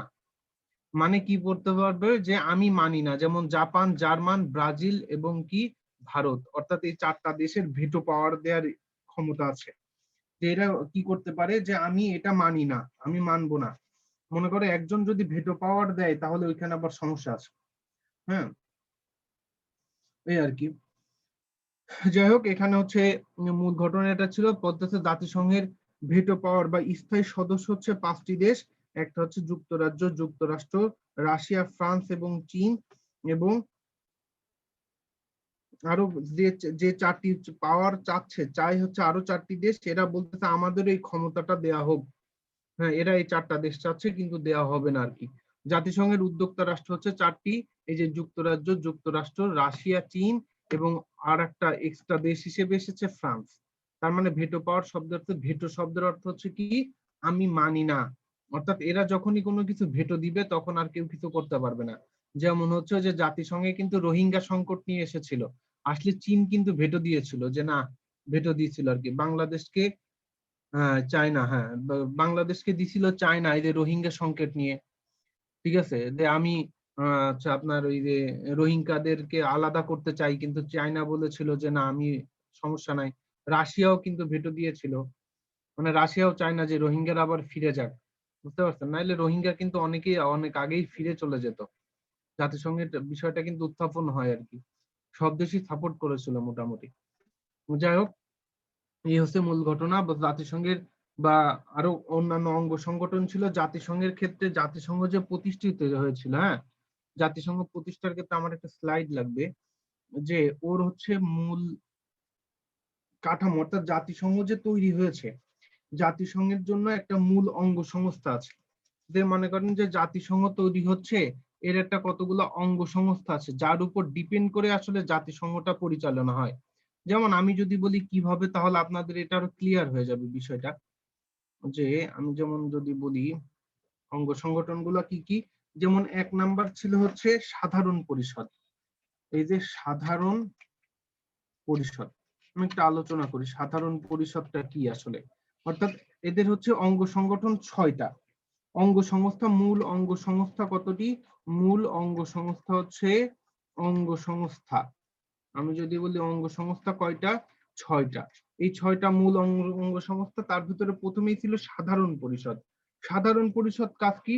সাধারণ পরিষদের কাজ হচ্ছে, এটা 1946 সালের 10 জানুয়ারি সালের কি 10 জানুয়ারি, এটা 1946 সালের 10 জানুয়ারি, এটা হচ্ছে প্রথম অধিবেশনের লন্ডন ওয়েস্টমিনিস্টার হলে অনুষ্ঠিত হয়। জাতিসংঘের সাধারণ পরিষদে প্রতি বছর একবার করে অধিবেশন বসে।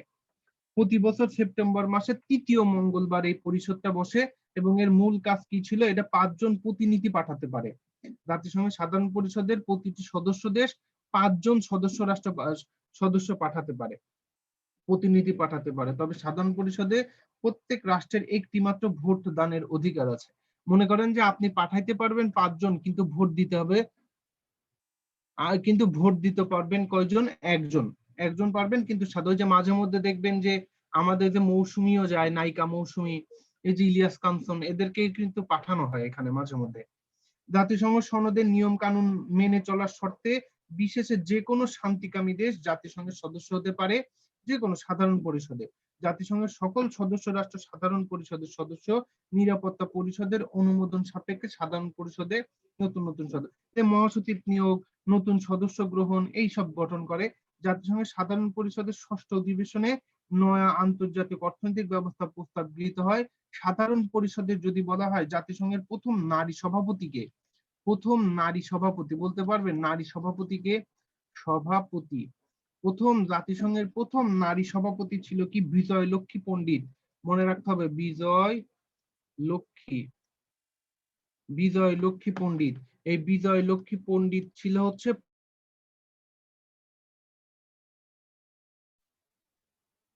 মনে থাকবে সে কোন দেশের ছিল? সে হচ্ছে ভারতের। হ্যাঁ, অর্থাৎ এই যে নারী সভাপতি ছিল বিজয় লক্ষ্মী, জাতিসংঘের প্রথম নারী পণ্ডিত, এই নারী ছিল, এটা সভাপতি ছিল। পরবর্তীতে আমি যদি চলে যাই, সাধারণ পরিষদ শেষ। সাধারণ পরিষদের পরবর্তী যেটা আসে সেটা হচ্ছে নিরাপত্তা পরিষদ। আমরা 2 নাম্বার যে ঘটনা থাকবে সেটাকে বলা হবে নিরাপত্তা পরিষদ। নিরাপত্তা পরিষদ। এই নিরাপত্তা পরিষদ কি? আমি বলেছি 6টা অঙ্গ সংস্থা।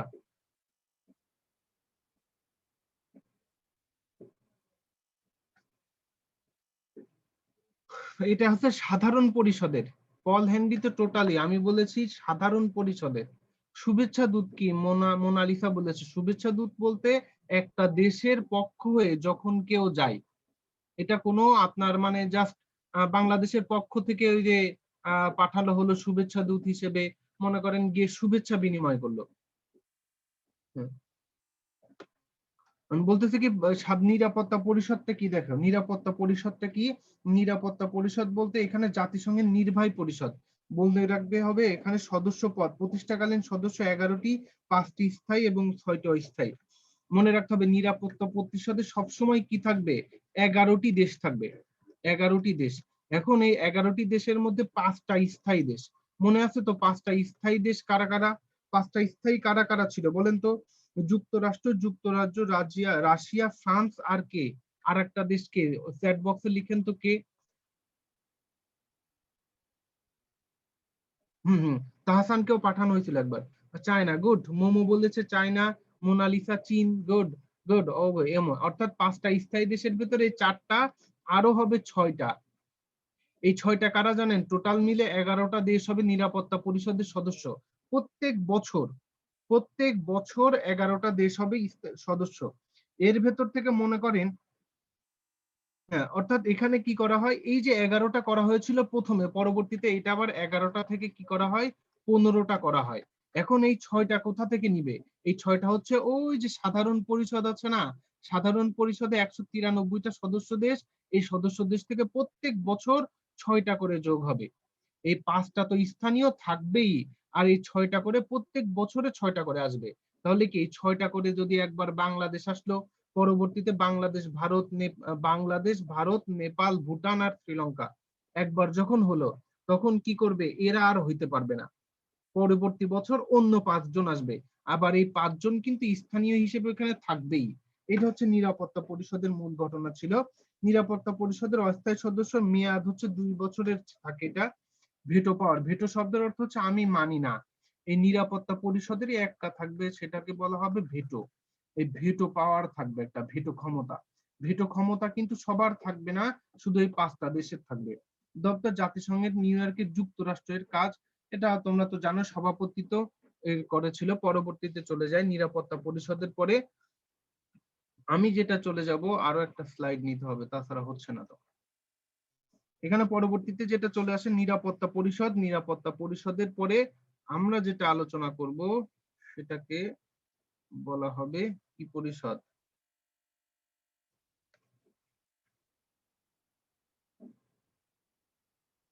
ওটা নিলাম।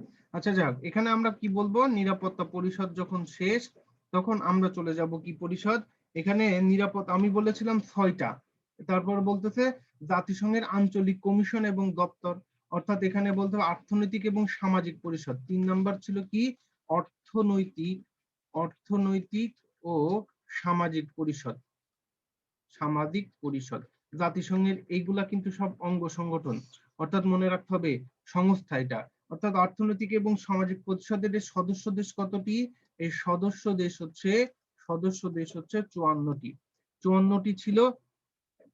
নাইনা লিখে ফেলছি, নুজাহান ফিডা মধুইরা চাইনা লিখ থেকে নাইনা লিখে লাইতো বেটা। অধিবেশনে কি বলে? বছরে কমপক্ষে 2 বার নিউ ইয়র্কে জেনেভায় যাবে। এইটা ছিল হচ্ছে আপনার অর্থনৈতিক এবং সামাজিক পরিষদ। 4 নম্বরে চলে যায় আন্তর্জাতিক আদালত। এই যে অর্থনৈতিক এবং আঞ্চলিক বিভিন্ন আঞ্চলিক কমিশন এবং সদস্য পদ আইসিজে। আমি যদি বলি আইসিজে, আইসিজের মনে আছে কি? বলতেছি ইন্টারন্যাশনাল কোর্ট অফ জাস্টিস। এই আইসিজের ফুল মিনিং আপনাদের স্লাইডে আছে, আলোচনা করা হবে আরো। বলতেছে এইটা ছিল কিন্তু এই যে সামাজিক এবং অর্থনৈতিক এই পরিষদের আওতাভুক্ত ছিল। পরবর্তীতে কি বলেছিল? পরবর্তীতে আমি যদি বলি এখানে পরবর্তীতে আরো যে ছিল ওসি পরিষদ। 5 নম্বরে আমি যদি বলি আরো ছিল কি ওসি পরিষদ। এগুলো আপনারা একটু দেখবেন। ওসি পরিষদ, এই ওসি পরিষদটা কি? আমি যদি বলি ওসি পরিষদের মাধ্যমে জাতিসংঘের অঞ্চলের তত্ত্বাবধানের ভার দেওয়া হয়। এখানে কি করে? উন্নত এবং এলাকাবাসীর স্বাধীনতা তথা মানে যারা দেশগুলা স্বাধীন হতে চায় তারা এই ওসি পরিষদের দায়িত্বে মূলত আসে এবং 1994 সালেতে এই পরিষদ স্থগিত রয়েছে, অর্থাৎ 6টা পরিষদের ভেতরে। পরবর্তীতে চলে যায় ওসি পরিষদ। পরবর্তীতে আছে সচিবালয়। আমি যদি বলি সচিবালয়, এই সচিবালয় কারা? ওই যে সচিববৃন্দ, মনে আছে তো? ওসি পরিষদ এখন বন্ধ না? হ্যাঁ, ওসি পরিষদ এখন নাই। সচিবালয়, আন্তর্জাতিক আদালত, বিচারালয়, আইসিজে আছে, ওসি পরিষদ তো নাই। এখন এই যে আমরা এখন চলে যাব যেটা, সেটা হচ্ছে কি? সেটা হচ্ছে সচিবালয় বিন্দু। এই সচিবালয় বিন্দুর কথা মনে আছে তো? এই যে আন্তর্জাতিক জাতিসংঘের মহাসচিবালয় প্রথম কে ছিল? ট্রিগ ভ্যালি, মনে থাকবে তো? মানে পরবর্তীতে চলে যায় প্রথম যে ছিল সচিবালয়, যে মহাসচিবগণ প্রথমেই ছিল যেটা, সেটাকে ছিল হচ্ছে ট্রিগ ভ্যালি। অর্থাৎ এই যে ট্রিগ ভ্যালি ছিল প্রথম। এই ট্রিগ ভ্যালি কে ছিল? কোন দেশের ছিল ট্রিগ ভ্যালি? নরওয়ের ছিল। নরওয়ে। ট্রিগ ভ্যালি কোথাকার ছিল? নরওয়ে। এখন পরবর্তীতে ট্রিগ ভ্যালি সম্পর্কে আরো যদি বলি, প্রথম মহাসচিব ছিলেন। কোরিয়া যুদ্ধের সময় যুক্তরাষ্ট্র এবং সোভিয়েত ইউনিয়নের মধ্যে সম্পর্ক থাকার কারণে তিনি পদত্যাগ করেন। তিনি একমাত্র যিনি পদত্যাগ করেন। কি করেন? এই যে পদত্যাগ করেন। কিসের কারণে করেন? ওই যে যুক্তরাষ্ট্র এবং সোভিয়েত ইউনিয়নের মধ্যে সম্পর্ক খারাপ হওয়ার কারণে। বলতেছে যুক্তরাষ্ট্র ও রাশিয়ার মধ্যে, আমি এইভাবেই বলি, রাশিয়ার মধ্যে সম্পর্ক খারাপ। রাশিয়ার মধ্যে সম্পর্ক খারাপ হওয়ার কারণে। পরবর্তীতে 2য় নাম্বার কে ছিল? দ্যাগ হেমারশেল্ড। কোন দেশের ছিল? মনে থাকবে না? এগুলো একটু আপনারা দেখে ফেলবেন। আমি যদি বলি এইভাবে কি, দ্যাগ হেমারশেল্ড। এই যে হেমারশেল্ড, দ্যাগ হেমারশেল্ড কোথাকার ছিল? এটা হচ্ছে সুইডেন। তার কোন দেশের ছিল? সুইডেনের ছিল। কর্মরত অবস্থায় তিনি মারা যান কঙ্গোতে যাওয়ার সময়। জাম্বিয়াতে পৌঁছালে কি হয়? বিমান দুর্ঘটনায় মারা যান। তিনি মনে রাখতে হবে বিমান দুর্ঘটনায় কি করা যায়? মারা যান। পরবর্তীতে 1961 সালে তিনি শান্তির জন্য মরণোত্তর নোবেল পুরস্কার পান। এবং মনে রাখতে হবে 1961 সালে নোবেল পুরস্কার পান, মরণোত্তর নোবেল পুরস্কার। ঠিক আছে তো? পরবর্তীতে তৃতীয়তে যদি বলি ভাই, তৃতীয় কি কমেন্ট আসতেছে? কিসের কমেন্ট? মাইরা লাইছে ভাই। ওদের সম্পর্কে কেন খারাপ হয়েছিল? রাশিয়া এবং ভাই যুক্তরাষ্ট্র, এদের তো সাপে নেউলে সম্পর্ক, দা কুমড়ার সম্পর্ক, কে কাউরে দেখতে পারে না। তবে এদের সাথে সম্পর্ক খারাপ হয়, আমাদের লাভ হয়েছে। এই যে মুক্তিযুদ্ধের সময় তো এই যে আপনার যুক্তরাষ্ট্র তো আমাদের পক্ষে ছিল না। যুক্তরাষ্ট্র তো খুব শয়তান ছিল, কিন্তু অনেকও শয়তান, দেখতে মন চায় না তো এটারে। যাই হোক, ওরা তো চাইলে। পরবর্তীতে আমি চলে যাই, তৃতীয় যেটা ছিল সেটা ছিল উথান্ট। উথান্ট এটা কি ছিল? মিয়ানমার। মনে রাখতে হবে উথান্ট কোন দেশের ছিল? মিয়ানমারের। আমাদের বাংলাদেশের কি হবে না নাকি? বাংলাদেশের মুক্তিযুদ্ধকালীন মহাসচিব ছিলেন তিনি, এশিয়া থেকে নির্বাচিত প্রথম মহাসচিব। মনে রাখতে হবে মুক্তিযুদ্ধকালীন, এই যে মুক্তিযুদ্ধকালীন আমাদের দেশে যে মুক্তিযুদ্ধকালীন মহাসচিব,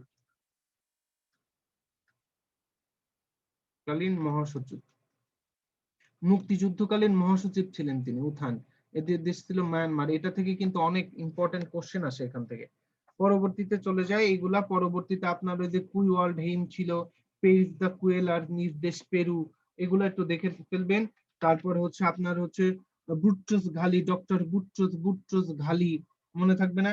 অর্থাৎ পরবর্তীতে কি ছিল, কফি আনান, হ্যাঁ, নির্দেশ কফি আনান, এবং কোন দেশের ছিল কফি আনান, অনেক ইম্পর্টেন্ট কিন্তু নামটা। আমি একটু উপরে যাই, এখানে যদি বলি কফি আনান, কফি আনানের নাম মনে আছে না? কফি আনান কিন্তু খুব ভালো ছিল, আমি খুব ভালো লাগতো ওনাকে। হ্যাঁ, ঘানার ছিল, গুড গুড, অভিষেক রয় বলেছে ঘানার। হ্যাঁ, 2001 সালে জাতিসংঘের সাথে যৌথভাবে শান্তিতে নোবেল পুরস্কার পান কিন্তু তিনি 2001 সালে, মানে জাতিসংঘ এবং তিনি একসাথে আর কি নোবেল পুরস্কার পান যৌথভাবে। পরবর্তীতে বান কি মুন ছিল, এই যে বান কি মুন ছিল, তাই না? অর্থাৎ এইগুলা ছিল। পরবর্তীতে লাস্টে অ্যান্তনিও গুতেরেসে, এটা আসতে পারে লাস্ট, নবম কে ছিল? আমি যদি বলি আন্তনিও, এই যে আন্তনিও গুতেরেসে, এর নামটা অনেক কষ্টে মনে রাখছিলাম আমি। হ্যাঁ, আন্তনিও গুতেরেসে, এটা হচ্ছে কোথা, পর্তুগালের সাবেক প্রধানমন্ত্রী ছিলেন তিনি, ইউরোপ মহাদেশের থেকে সর্বনির্বাচিত চতুর্থ মহাসচিব তিনি। এটা পর্তুগাল, তার দেশ ছিল পর্তুগাল, অর্থাৎ ক্রিস্টিয়ানো রোনালদোর দেশ। আপনারা এটা একটু দেখে ফেলবেন। এটা এখন চলে আসেন, জাতিসংঘের নামকরণ করেন কে? জাতিসংঘের নামকরণ কে করেন, এটা সম্পর্কে আমি অনেক বলেছি, আর বলবো না, আপনারা দেন দেখি।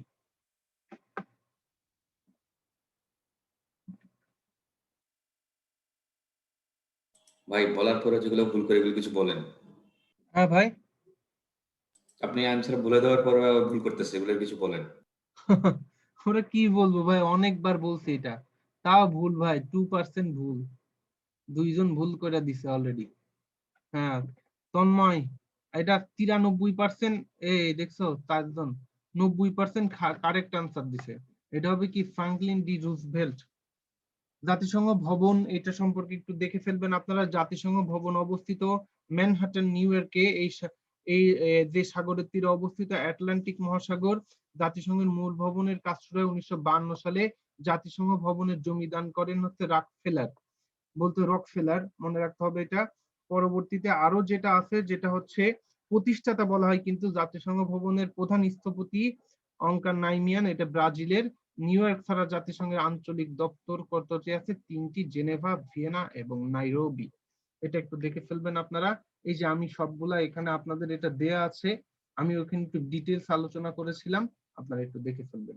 এই যে লাস্ট ফিনিশিং এ আমরা একটা জিনিস দেখবো, এটা বলতে ট্রিক ভ্যালি ছিল উথান্ট এবং আন্তনিও গুতেরেসের সম্পর্কে বলা আছে।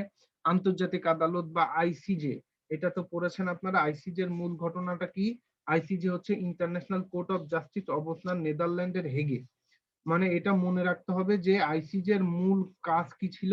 মূল কাজ হচ্ছে, মনে করেন আন্তর্জাতিক আদালত হলো নেদারল্যান্ডের হেগে অবস্থিত জাতিসংঘের বিচারালয়। মনে করেন আন্তর্জাতিক বিরোধের ক্ষেত্রে জাতিসংঘের যে কোনো সদস্য রাষ্ট্র অন্য সদস্য রাষ্ট্রের বিরুদ্ধে যদি আন্তর্জাতিক আদালতে বিচারপ্রার্থী হতে পারে। এখানে ওই যে মনে করেন মিয়ানমার সম্পর্কে যদি, এই যে না সম্পর্কে, ওই যে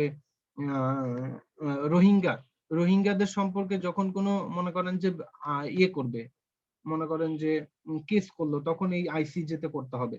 কিন্তু আন্তর্জাতিক আদালতের রায় নিরাপত্তা পরিষদ কর্তৃক গৃহীত হয়। 15 জন বিচারকের সমন্বয়ে আদালত গঠিত হয়।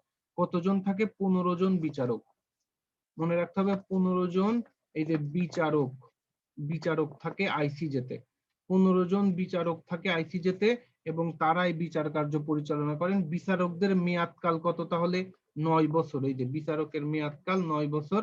এখানে তারা কি থাকে? বিচারকদের একজন সভাপতি 3 বছরের জন্য নির্বাচিত হন, সভাপতির মেয়াদ 3 বছর। এটা পরবর্তীতে আইসিসি কি ছিল? International criminal court. এর মূল ঘটনাটা কি আমি বলি।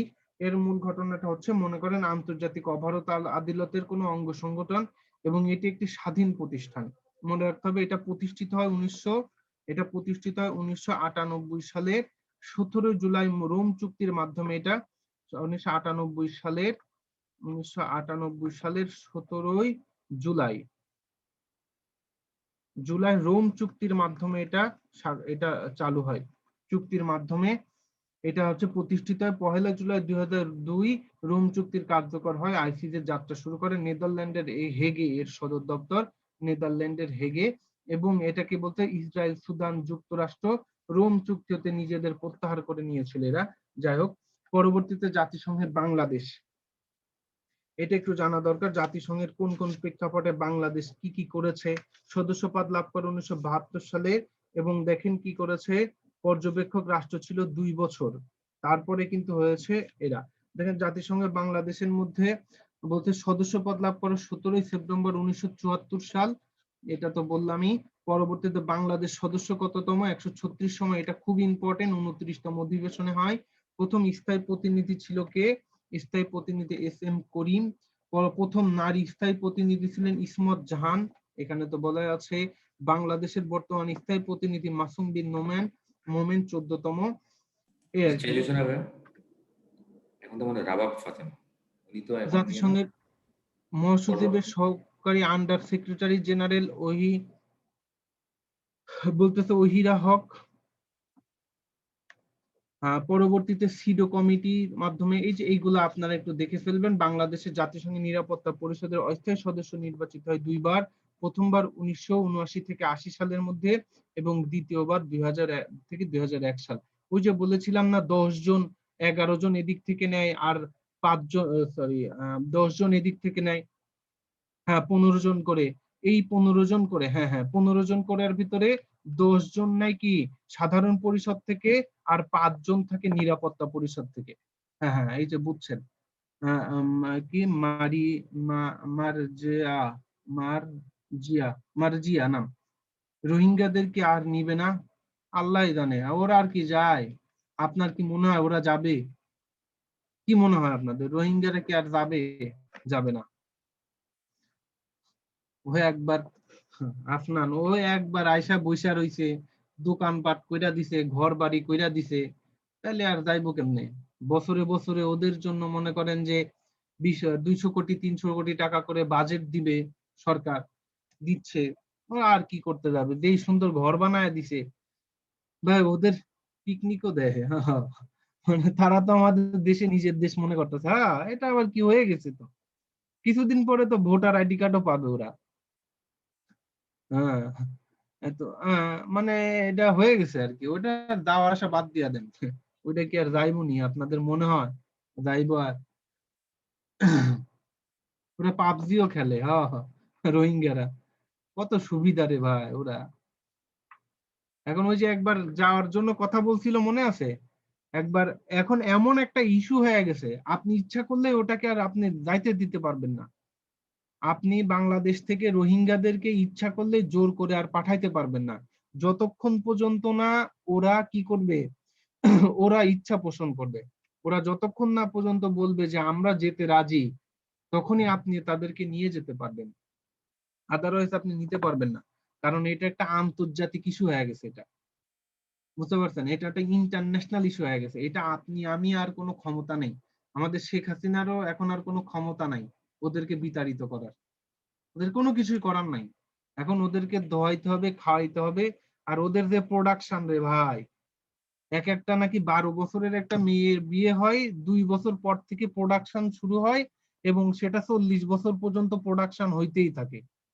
তাহলে এখন চিন্তা করেন, যদি প্রত্যেক বছরে একটা করে প্রোডাকশন হয়, তাহলে আপনার এই 15 বছর থেকে 40 বছরে এক একজনের ঘরে নাকি শুনছি যে কত 15-16টা করে নাকি প্রোডাকশন আছে। বুঝতে পারছেন? তাহলে আপনারা চিন্তা করেন, যদি প্রত্যেক বছর একটা করে প্রোডাকশন হয়, তাহলে আপনি চিন্তা করেন বাংলাদেশের অবস্থা কি হবে রে ভাই। হ্যাঁ ভাই, আমি রাজনীতি করলে এটা ওটা তো অনেক, ওটা ওদের জনসংখ্যা রে ভাই, এক একজনের ঘরে যে কয়টা কয়টা বাচ্চা কাচ্চা, ঠিকই নাই ওদের। মানে কোনো প্ল্যানিং নাই, কিচ্ছু নাই, মানে একেবারে যাচ্ছে তাই অবস্থা। যাই হোক, এটা হচ্ছে সাধারণ পরিষদ ছিল, নিরাপত্তা পরিষদ থেকে 5 জন নেওয়া হয়, এই হচ্ছে মূল ঘটনা ছিল। যাই হোক, এটা একটু দেখবেন আপনারা।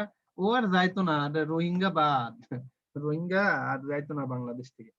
আচ্ছা যাই হোক, বাংলাদেশের জাতিসংঘের পদ আমরা এটা দেখলাম। পরবর্তীতে আমরা যেটা দেখবো সেটা হচ্ছে জাতিসংঘের শান্তিরক্ষী মিশন, এটা আছে শান্তিরক্ষী মিশন এবং শরণার্থী, প্রথম জাতিসংঘ শরণার্থী, তাদেরকে পরে তাদেরকে হিটলারের মতো মারতে হবে, তা না রে ভাই। আসলে আপনি অনেকে অনেক রকম কথা বলে আমাদেরকে আমি শুনি আর কি, যে ভাই যেমন ওই যে ফিলিস্তিনি রাষ্ট্র আছে না, ফিলিস্তিনি রাষ্ট্রের ভেতরে কিন্তু ইসরায়েলকে জাস্ট একটু সাহায্য দিয়েছিল, যে ইসরায়েল তোরা এই জায়গায় থাকতে পারিস না। বর্তমান তো ইসরায়েল একটা রাষ্ট্র হয়ে গেছে, আসলে তোরা রাষ্ট্র না, ওদেরকে সাহায্য দিছিল যে ফিলিস্তিনিতে থাকার জন্য, যে তোরা এখানে একটু থাক।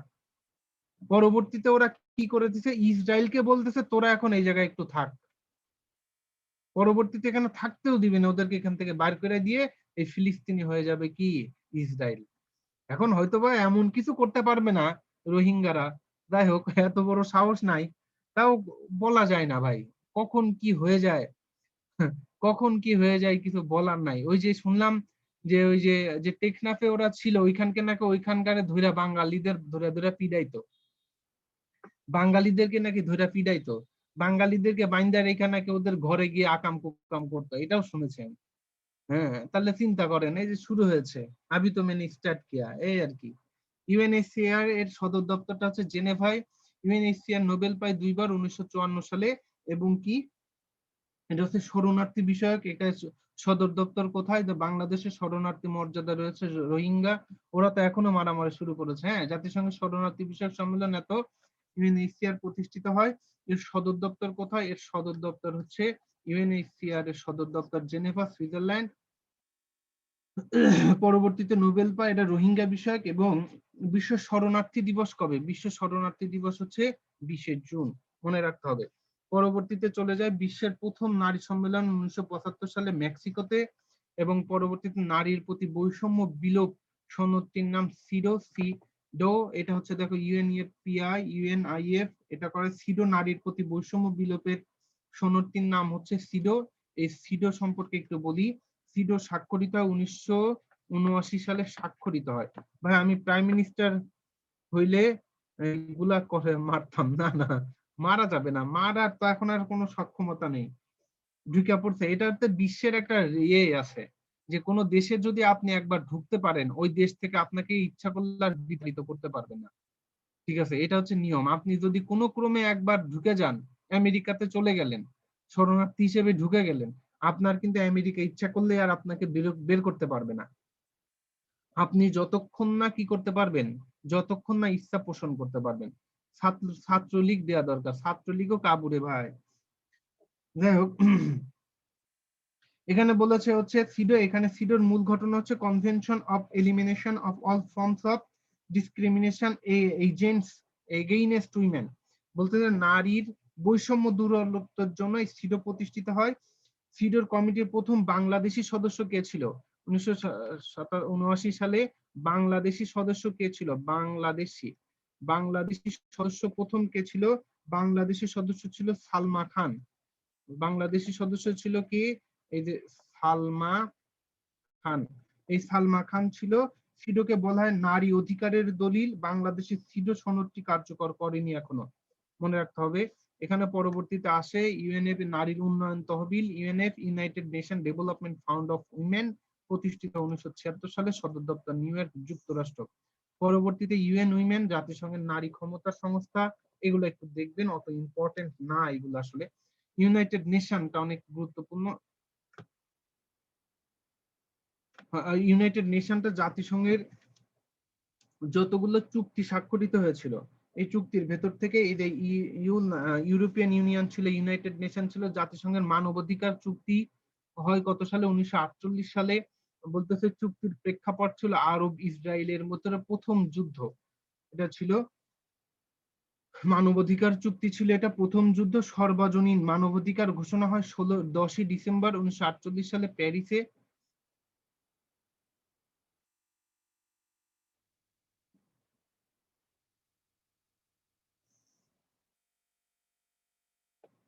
জোস ছিল। আচ্ছা যাই হোক, সদর দপ্তর জেনেভা, সুইজারল্যান্ড। বিশ্বের সবচাইতে বড় মানবাধিকার অ্যামনেস্টি ইন্টারন্যাশনাল হিউম্যান রাইটস আর কি যুক্তরাষ্ট্র। মানবাধিকার দিবস বলা হয় 10ই ডিসেম্বরকে। বলতে জাতিসংঘের উদ্যোক্তা রাষ্ট্র কতটি? জাতিসংঘের উদ্যোক্তা রাষ্ট্র 4টি, এগুলো তো আমরা আগেই বলেছি। পরবর্তীতে চলে যাই ইউএন উইমেন, অর্থাৎ জাতিসংঘের নারী ক্ষমতার সংস্থা। ইউএন উইমেনের অফিসিয়াল নাম হচ্ছে ইউনাইটেড নেশন। যাই হোক, এটা একটু দেখবেন। 1 জানুয়ারি 2011, সদর দপ্তর নিউ ইয়র্কে। নির্বাহী বোর্ডের সদস্য 41 জন, প্রধান মুফতিল মিয়াম্বো আর কি। যাই হোক, ই নিয়ে বলছে ইউনিফেম, নারীর উন্নয়ন তহবিল, United Nation Development Foundation of Women, found of women, সদর দপ্তর নিউ ইয়র্ক, 1976। বলছে UNDP, United Nation Development Programme, এটা কিন্তু একটু ইম্পর্টেন্ট আছে, এটা একটু দেখতে হবে। United Nation Development Programme. হ্যাঁ, পরবর্তীতে আমরা যাই হচ্ছে কি, এটা প্রতিষ্ঠা 65, নিউ ইয়র্ক সদর দপ্তর।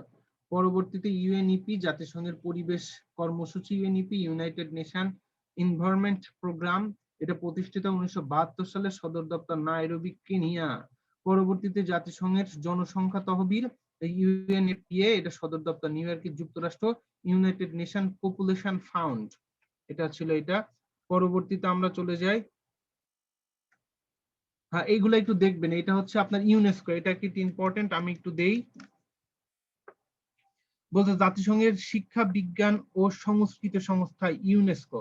বলতেছে বলতে United Nation Educational, Scientific and Cultural Organization. Nairobi মারা গেছে মুন্না, পিডা মুধইরা। মানি হেস্টের কথা এখানে বলতেছো কেন? মানি হেস্ট দেখছো নাকি? বলতেছে দেখো প্রতিষ্ঠাতা নাইরোবি মারা গেছে, তো কি হয়েছে, আরো আছে তো, সমস্যা নাই। বাংলাদেশের সদস্যপদ লাভ করে 27 অক্টোবর 1952। বিশ্ব মনে রাখতে হবে, এটা একটু ইম্পর্টেন্ট আছে, এই যে আমি 3 স্টার দিয়ে দিলাম। 1918 সালে ইউনেস্কো পদত্যাগ করে যুক্তরাষ্ট্র এবং ইসরায়েল, মনে রাখতে হবে। ইউনিডো, জাতিসংঘের শিল্প উন্নয়ন সংস্থা। United Nation Industrial Development Organization, ভিয়েনার, Austria. UNHCR, United Nation High Commissioner and, এটা সদর দপ্তর জেনেভা, সুইজারল্যান্ড, 1950 সালে।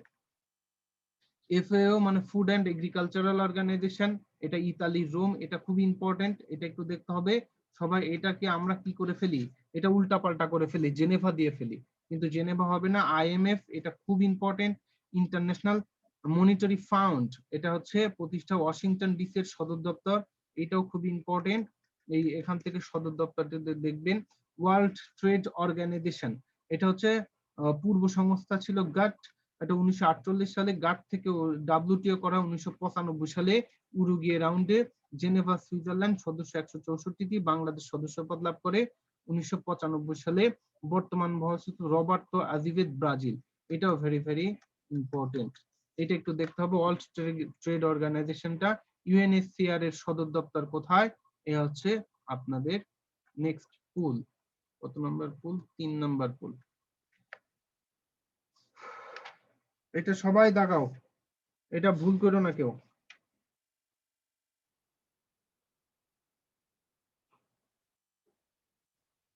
এটা ম্যাক্সিমাম, জাতিসংঘের ম্যাক্সিমাম সদর দপ্তর গুলা হয়, বলবো না, বইলা ফেলো।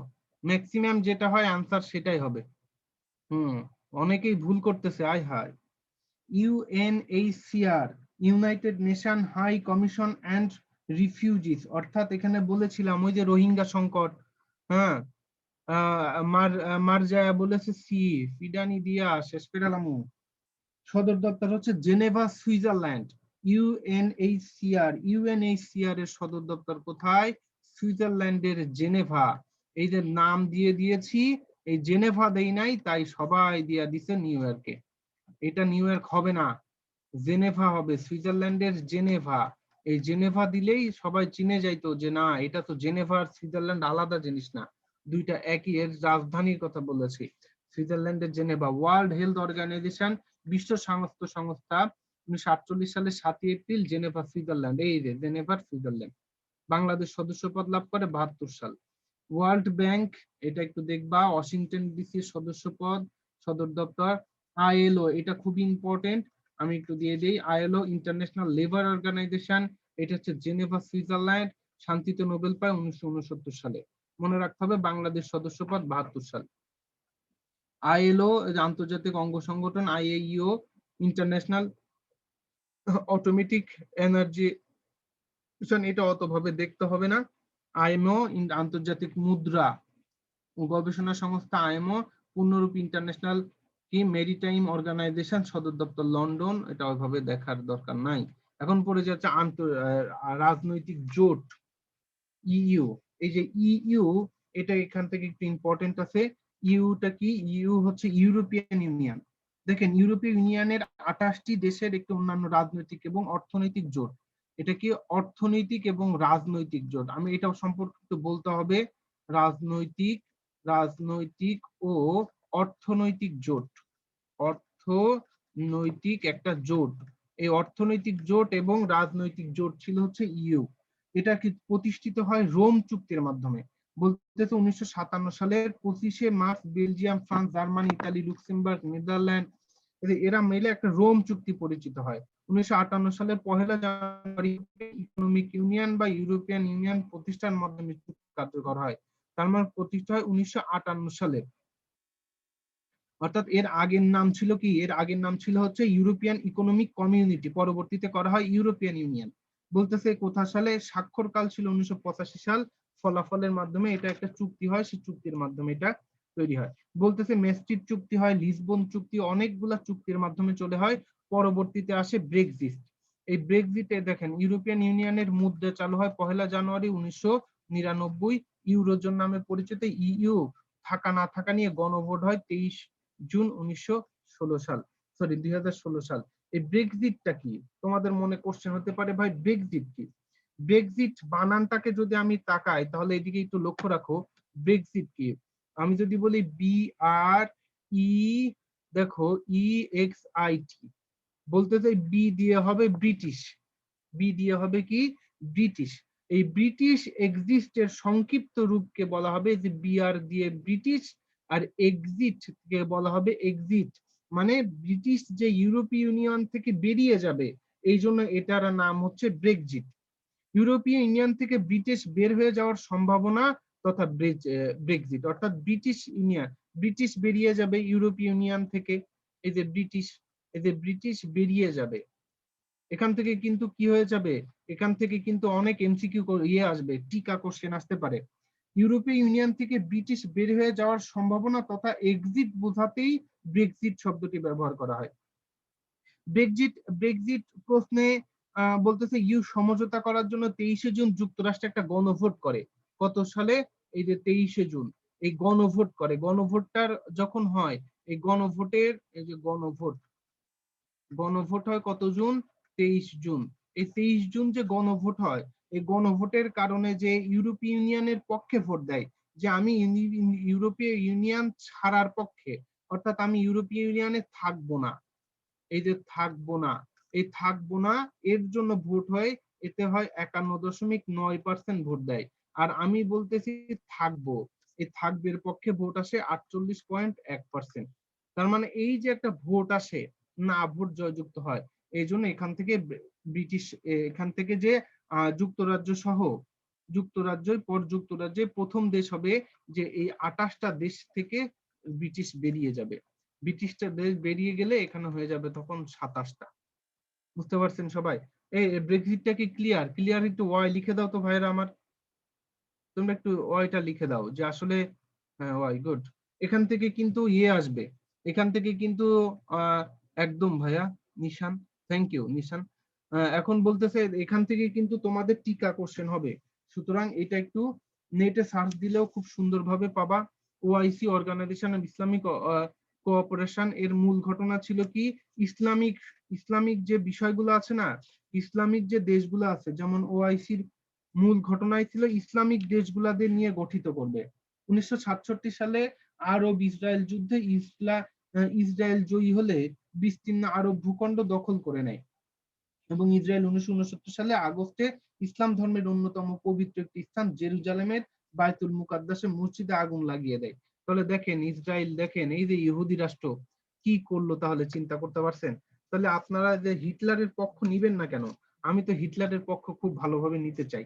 যাই হোক, জেরুজালেমের বায়তুল মুকাদ্দাস মসজিদে আগুন লাগিয়ে দেয়। এই প্রতিক্রিয়া হিসেবে 1922 সেপ্টেম্বর মরক্কোর রাজধানী রাবাতে মুসলিম দেশগুলোর রাষ্ট্রপ্রধান নিয়ে একটা কি করে, একটা মুসলিম উম্মার স্বার্থ রক্ষার্থে ইসলামিক সম্মেলন সংস্থা গঠিত হয় এবং 25শে সেপ্টেম্বর 1969 সালে আনুষ্ঠানিকভাবে ইসলামিক সম্মেলন সংস্থা প্রতিষ্ঠা লাভ করে। মালয়েশিয়ার প্রধানমন্ত্রী তখন ছিল আব্দুর রহমান এবং সেক্রেটারি জেনারেল নিযুক্ত হন। অর্থাৎ এইভাবে তাহলে দেখেন, অর্থাৎ ইসরায়েল কিভাবে, ইসরায়েলরা কি করে, আরব ইসরায়েল হইলে তখন হচ্ছে ইসলামের পবিত্র ভূমি জেরুজালেমের বাইতুল মুকাদ্দাস মসজিদে আগুন লাগিয়ে দেয় কারা, এই যে ইহুদি ইসরায়েলরা। এই ইসরায়েল যখন লাগায় দেয় তখন কি করে, ইসরায়েলরা তখন লাগায় দেয়, তখন ইসলামী রাষ্ট্রগুলো একত্রিত হলে একটা সংগঠন করে, সেটা হচ্ছে ওআইসি, অর্থাৎ অর্গানাইজেশন অফ ইসলামিক কোঅপারেশন। ঠিক আছে, অর্থাৎ ওআইসি এর মেম্বার কি ইন্ডিয়া আছে ভাইয়া? না, ইসলামিক রাষ্ট্রগুলা থাকবে, ইসলামিক রাষ্ট্র, যারা ইসলাম প্রধান রাষ্ট্র। ইন্ডিয়া তো ইসলাম প্রধান রাষ্ট্র না। কমনওয়েলথ আসেন, ইংরেজি শাসন স্বাধীনতার দেশসমূহ কমনওয়েলথের সদস্য।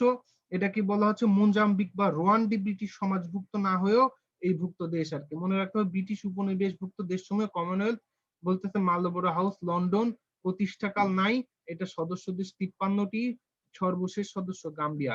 ব্রিটিশ উপনিবেশ ছিল অথচ কমনওয়েলথের সদস্য না ইউএসএ, জিম্বাবুয়ে, মায়ানমার, আরব দেশসমূহ। এটা কি ন্যাম, ন্যাম হচ্ছে নন এলিজেন্ট মুভমেন্ট, অর্থাৎ এটা সদস্য পদ নাই, সদর দপ্তর নাই, প্রতিষ্ঠাকাল 1900 কত সালে, 61 সাল, অর্থাৎ বর্তমান সদস্য 120টি। এটা একটু আপনারা দেখে ফেলবেন। আফ্রিকান ইউনিয়ন, আফ্রিকান ইউনিয়নটা একটু ইম্পর্টেন্ট আছে, প্রতিষ্ঠাকাল এটা একটু দেখতে হবে। আফ্রিকান ইউনিয়নের পূর্ণরূপ হচ্ছে আফ্রিকান ইউনিয়ন, পূর্ব নাম ছিল আফ্রিকান ঐক্য সংস্থা, 25 মে 1963 সাল। তো পরবর্তীতে এটা প্রথম অর্গানাইজেশন অফ আফ্রিকান ইউনিয়ন, এটা করা হয় কত সালে, এই যে 1963 সাল, কি এই যে অর্গানাইজেশন অফ আফ্রিকান ইউনিয়ন, এই যে আফ্রিকান নাম ছিল, পরবর্তীতে আফ্রিকান ইউনিয়ন নাম হয় কত সালে। এইটা কিন্তু খুবই কনফিউশন কোশ্চেন, এই জন্য আমি এটা একটু ভেরি ভেরি ইম্পর্টেন্ট দিলাম, এটা একটু দেখবেন। বর্তমান সদস্য দেশ 55টি আর কি, প্রতিষ্ঠাকালীন সদস্য দেশ ছিল 52টি, 32টি। আর অব্লিক এত সালে, এটা একটু দেখে ফেলবেন আপনারা। এটা G20টা একটু দেখবেন, জি টোয়েন্টি হচ্ছে আপনার প্রতিষ্ঠাকাল কত, এটা একটু দেখে ফেলবেন। আর আরব লীগ ছিল, আরব লীগ, গুড, এইগুলো আপনারা একটু দেখে ফেলবেন। ওপেক, ওপেক মানে কি, অর্গানাইজেশন অফ, এটা একটু দেখে ফেলবেন। G77 আপনাদের এতে বইতে বা দেয়া আছে, আসিয়ান দেয়া আছে। সার্ক, এই সার্কটা একটু ইম্পর্টেন্ট। সার্কের পূর্ণরূপ ছিল south Asian association religion and cooperation. SAARC আনুষ্ঠানিকভাবে গঠিত হয় 8ই ডিসেম্বর 1985 সাল, সার্ক গঠিত হয়। সার্কের যে প্রতিষ্ঠাতা দেশ ছিল যেটা, সেটা মনে রাখতে হবে। সার্ক যেটা প্রতিষ্ঠিত হয়েছিল কত সালে, 1977 সালে। জিয়াউর রহমান বাংলাদেশের নিকটবর্তী দেশ নিয়ে এটা প্রতিষ্ঠা করেন কত সালে, 1977 সালে।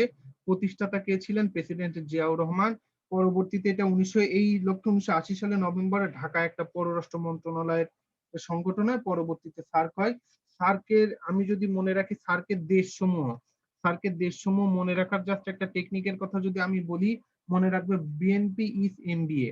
আমি যদি বলি বিএনপি ইজ এমবিএ, এমবিএ, অর্থাৎ যদি বিএনপি হবে, সরি এটা বিএনপি ইজ এমবিএ, তাহলে এটা বলতে আমি বলে যাই যে কি কি আছে এখানে। বিতে কি হবে বলেন তো, বিতে হবে বাংলাদেশ। এনতে কি হবে, এনতে হবে নেপাল। হ্যাঁ, আর পিতে কি হবে বলেন তো, পিতে হবে পাকিস্তান, এই যে পাকিস্তান। এই যে আইতে কি হবে, আইতে হবে ইন্ডিয়া, মনে থাকবে না, ইন্ডিয়া। এসতে কি হবে, এসতে হবে শ্রীলঙ্কা, এই যে এই যে লঙ্কা। এমতে কি হবে, এমতে হবে মালদ্বীপ, কি হবে, এই যে মালদ্বীপ, মালদ্বীপস আর কি, যাই হোক এখানে দ্বীপ হয়।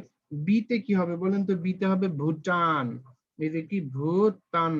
আর এতে কি হবে, এতে হবে আফগানিস্তান, আফগানিস্তান, আফগানিস্তান। সবাই ক্লিয়ার তো?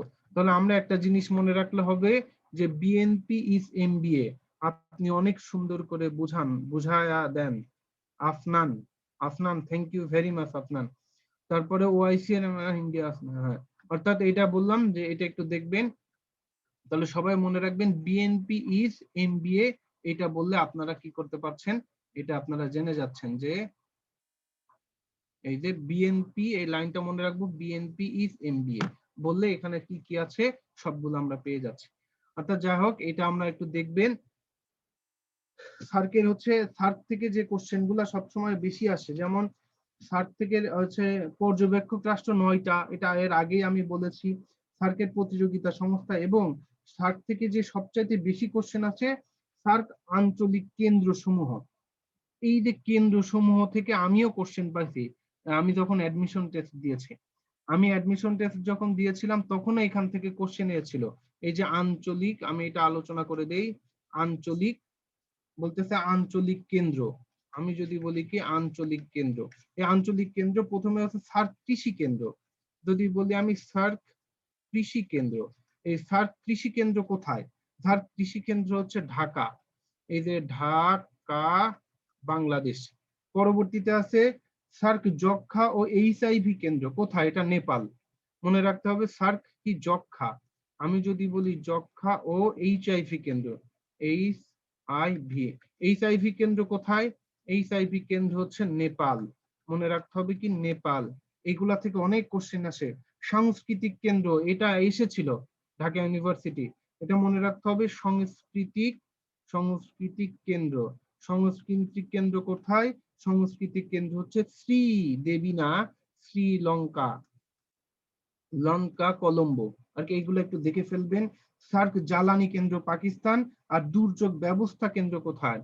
যদি বলা হয় দুর্যোগ ব্যবস্থা কেন্দ্র, দুর্যোগ এদের ব্যবস্থা কেন্দ্র হচ্ছে কি ইন্ডিয়া। মনে রাখতে হবে কি ইন্ডিয়া। আর যদি বলা হয় জ্বালানি কেন্দ্র, জ্বালানি, এই জ্বালানি কেন্দ্র কোথায়? জ্বালানি কেন্দ্র বলতে হবে কোথায়? পাকিস্তান। মনে রাখতে হবে কি পাকিস্তান। তাহলে জ্বালানি কেন্দ্র পাকিস্তান আর কি। বি মিস্টেকটা একটু দেখে ফেলবেন। পরবর্তীতে এই যে Bay of Bengal initiative of multi sector technical and economic cooperation, এটা একটু হালকা একটু দেখবেন, এগুলো অত কোশ্চেন আমি আসতে দেখি নাই। ন্যাটো, ন্যাটো পৃথিবীর বড় সামরিক জোট, এই ন্যাটোটা একটু দেখবেন আপনারা। পরবর্তীতে সদর দপ্তর ব্রাসেলস, বেলজিয়ামে। সদর দপ্তর কোথায়? ব্রাসেলস এর বেলজিয়াম ন্যাটো। পরবর্তীতে হচ্ছে আমি যদি বলি ওই যে হচ্ছে আপনার ওপেক, এগুলা ছিল ন্যাটো, ওপেক, এই যে NATO North Atlantic territory organization, যুক্তরাষ্ট্র। যাই হোক, এখানে আমরা নেক্সট চলে যাই, ন্যাটোর সদস্য রাষ্ট্র নয় কোনটি? মনে রাখতে হবে। নেক্সট আমরা চলে যাব 4, ন্যাটোর সদস্য রাষ্ট্র নয় কোনটি? এটা দেন তো দেখি কেমন পারেন।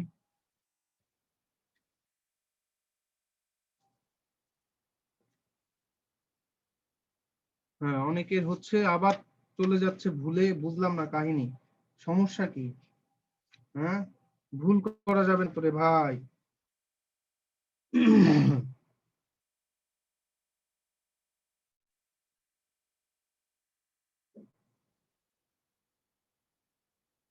হ্যাঁ, অর্থাৎ এখানে রাশিয়া হবে, ন্যাটোর সদস্য রাষ্ট্র নয় রাশিয়া। যারা যারা দিয়েছেন তাদেরকে অনেক ধন্যবাদ। এখানে হবে সদস্য রাষ্ট্র নয় রাশিয়া। ন্যাটো, এই যে ন্যাটো স্নায়ু যুদ্ধকালীন, এই যে এখানে দিলাম একাদশ, অর্থাৎ সামরিক বাহিনী, অথচ ন্যাটো সদস্য না আইসল্যান্ড। এখানে বলতেছে Interpol, International Criminal Police Organization, আন্তর্জাতিক সদস্য। রেড ক্রস, এটা একটু দেখবেন, red cross. Rotary International, Oxfam, এগুলো একটু ইম্পর্টেন্ট আপনার জন্য। অ্যামনিস্টি ইন্টারন্যাশনাল, এগুলো অত আর কি ইম্পর্টেন্ট না। টিআইবি, গ্রিন পিস, ডাব্লিউডব্লিউএফ, পরিবেশ উন্নয়নে জাতিসংঘের যে সংস্থাগুলোর কথা এখানে বলা আছে, এগুলো আপনার একটু পড়বেন। ট্রান্সপারেন্সি ইন্টারন্যাশনালের সদর দপ্তর কোথায়? এটা একটু দেন তো দেখি পারেন কিনা। ট্রান্সপারেন্সি ইন্টারন্যাশনালের সদর দপ্তর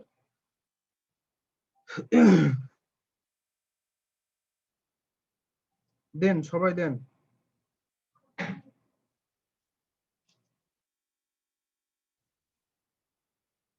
হ্যাঁ, অনেকের হচ্ছে 6 জনের হয়েছে ট্রান্সপারেন্সি ইন্টারন্যাশনাল, 6 জনের হয়েছে।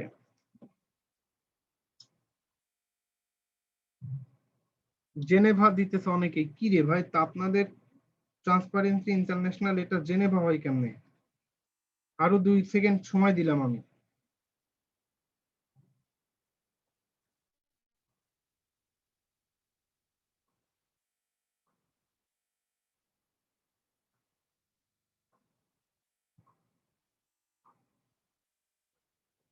অর্থাৎ এটা হবে কি বার্লিন, মনে রাখতে হবে, অনেকেই পেরেছে, এটা হবে কি বার্লিন, জেনেভা না। এই যে লন্ডন, যুক্তরাষ্ট্র, এগুলো একটু দেখে ফেলবেন, এগুলো হচ্ছে সংযুক্তি দেয় আর কি। রাজনৈতিক, বিভিন্ন রাজনৈতিক দল, এটা একটু ইম্পর্টেন্ট আছে, এটা কিন্তু ভেরি ভেরি ইম্পর্টেন্ট। হ্যাঁ, এখান থেকে প্রত্যেকটা বছর কোশ্চেন পাওয়া যায়। অর্থাৎ এইটা নিয়ে একটু আমি একটু বলি। দেখেন, ফাতা এর প্রতিষ্ঠাতা ইয়াসির আরাফাত। এই সবাই ভালো করে কনসেন্ট্রেশন। ফাতা এর প্রতিষ্ঠাতা কে? ইয়াসির আরাফাত। হিজবুল্লাহ এর প্রতিষ্ঠাতা শেখ হাসান কি নাসরুল্লাহ। এইগুলা কিন্তু অনেক ইম্পর্টেন্ট। এই যে এইগুলা এইগুলা এইগুলা যদি আপনাদের মনে না থাকে প্রবলেম নাই। যেমন হামাসের প্রতিষ্ঠাতা কি? শেখ ইয়াসিন। হামাস, সবার একটু কনসেন্ট্রেশন, হামাসের প্রতিষ্ঠাতা শেখ ইয়াসিন, ফিলিস্তিনি। এই দেখেন, এটা একটু দেখবেন, সদর দপ্তর গাজা। পিএলও বর্তমান চেয়ারম্যান মোহাম্মদ আব্বাস, কিন্তু প্রতিষ্ঠাকালীন ইয়াসির আরাফাত। চেয়ারম্যান ছিল কি এটার কি? এই যে হামাসের প্রতিষ্ঠাতা কি? এখন তো ও আচ্ছা, এটা ইয়েও আছে, বলেন দেখি। হামাসের প্রতিষ্ঠাতাকে বলেন দেখি, এটা না পারলে ফিডামু ধইরা। হামাসের প্রতিষ্ঠাতা কে? এই তাও তাও ভুল করবেন আপনারা, তাও ভুল করবেন। আমি কেবলই বললাম হামাসের প্রতিষ্ঠাতা কে। সিরিয়াসলি ম্যান, খুব কষ্ট পাইলাম।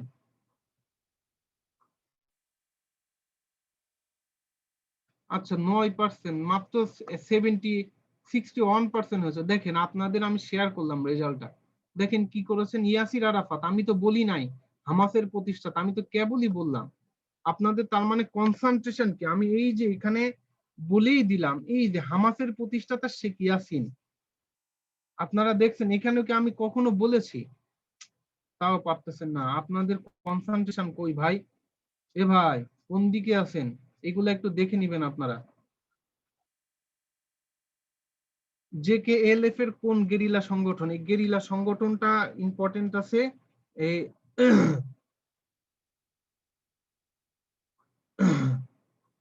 এই এটা শেষ হয়ে গেল কেন? রিলাউন্স,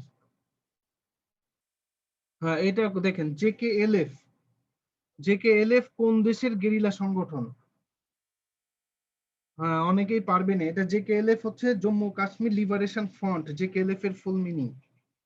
এখন আপনারা দেন, সবাই অ্যান্সার দেবেন, সবাই। আপনারা ভোট দিতে যান নাই যে আপনারা পিডায়া বাইন্দা রাখবো, ককটেল মারতেছে কেউ, সমস্যা নাই। এটা শেষ করে দিলাম, এন্ড করে দিলাম। অনেকেই পেরেছেন, থ্যাংক ইউ, এটা ভালো পারছেন। যে জেকেএলএফ হচ্ছে জম্মু কাশ্মীর, তার মানে কি এটা ভারতের। মনে রাখতে হবে, এটা কার? হচ্ছে ভারতের। এই যে আমি একটু এখানে বলে দেই, এটা আপনারা একটু দেখে ফেলবেন, যে যেমন এলটিটি ছিল শ্রীলঙ্কার লিবারেশন টাইগার অফ তামিলিন, জেকেএলএফ হচ্ছে ভারতের, ইউএলএফ মানে কি United liberation front of Assam, এটা ভারতের, এফএআরসি হচ্ছে কলম্বিয়া, অর্থাৎ এইভাবে দেখবেন, এফএআরসি হচ্ছে এটা কলম্বিয়া বললাম, এমএনএলএফ হচ্ছে ফিলিপাইনের, হচ্ছে মোরো ন্যাশনাল লিবারেশন ফ্রন্ট, কেএনইউ অর্থাৎ কোরিয়ান ন্যাশনাল ইউনিয়ন, এটা হচ্ছে মায়ানমার। এগুলো একটু দেখবেন। নোবেল পুরস্কার সম্পর্কে এখানে কিছু বলা আছে, এটা আপনারা একটু নিজেরা নিজেরা পড়ে ফেলেন। এটা আমাদেরকে পড়ানোর বিষয় একটু কম থাকে। মূল কথা হচ্ছে বুকার পুরস্কার, এই যে পুলিৎজার পুরস্কার, এটা একটু আপনারা দেখে ফেলবেন। অর্থাৎ এই প্রদান কবে করা হয়, এগুলো হচ্ছে সংযুক্ত, এগুলো বোঝানোর কিছু নাই, আপনারা একটু নিজেরা নিজেরা পড়ে ফেলবেন। আর আর দেখি যেটা যেটা হচ্ছে, যে কয়দিনই সময় থাকে, একটা কথা বারবার বলি, আপনার কাছে যদি ওই যে আজকে তো দ্বিতীয় বিশ্বযুদ্ধ পড়লেন, হিটলার পড়লেন, অর্থাৎ আপনি নেমে নেমে গেছেন মাঠে, আপনি এখন আর পিছে ফিরে তাকানোর কোনো সময় আপনার নাই। আপনাকে যেটাই নেমে গেছেন সেটা নিয়ে আপনি কাজ করেন।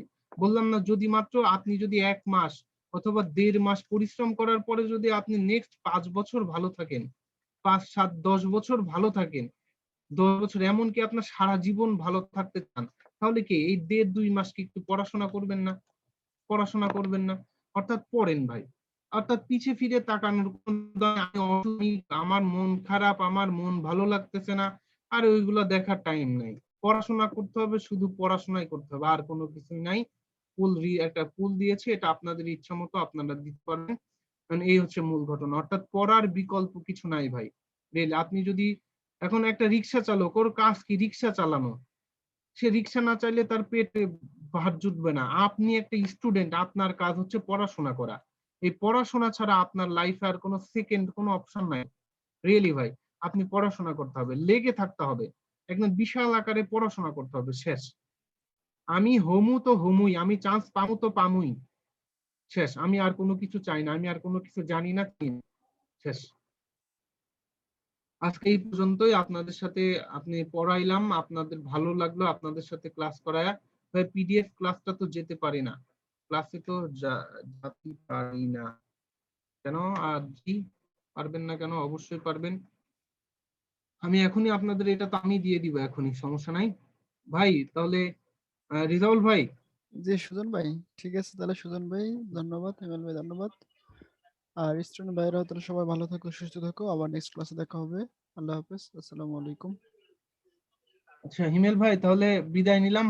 হিমেল ভাই, ঠিক আছে ভাই, ওকে ভাই, আসসালামু আলাইকুম। আসসালামু আলাইকুম ভাই। ওকে, সবাই সুস্থ থেকো, ভালো থেকো, ভালো করে প্রিপারেশন নিও। থ্যাংক ইউ, আসসালামু আলাইকুম।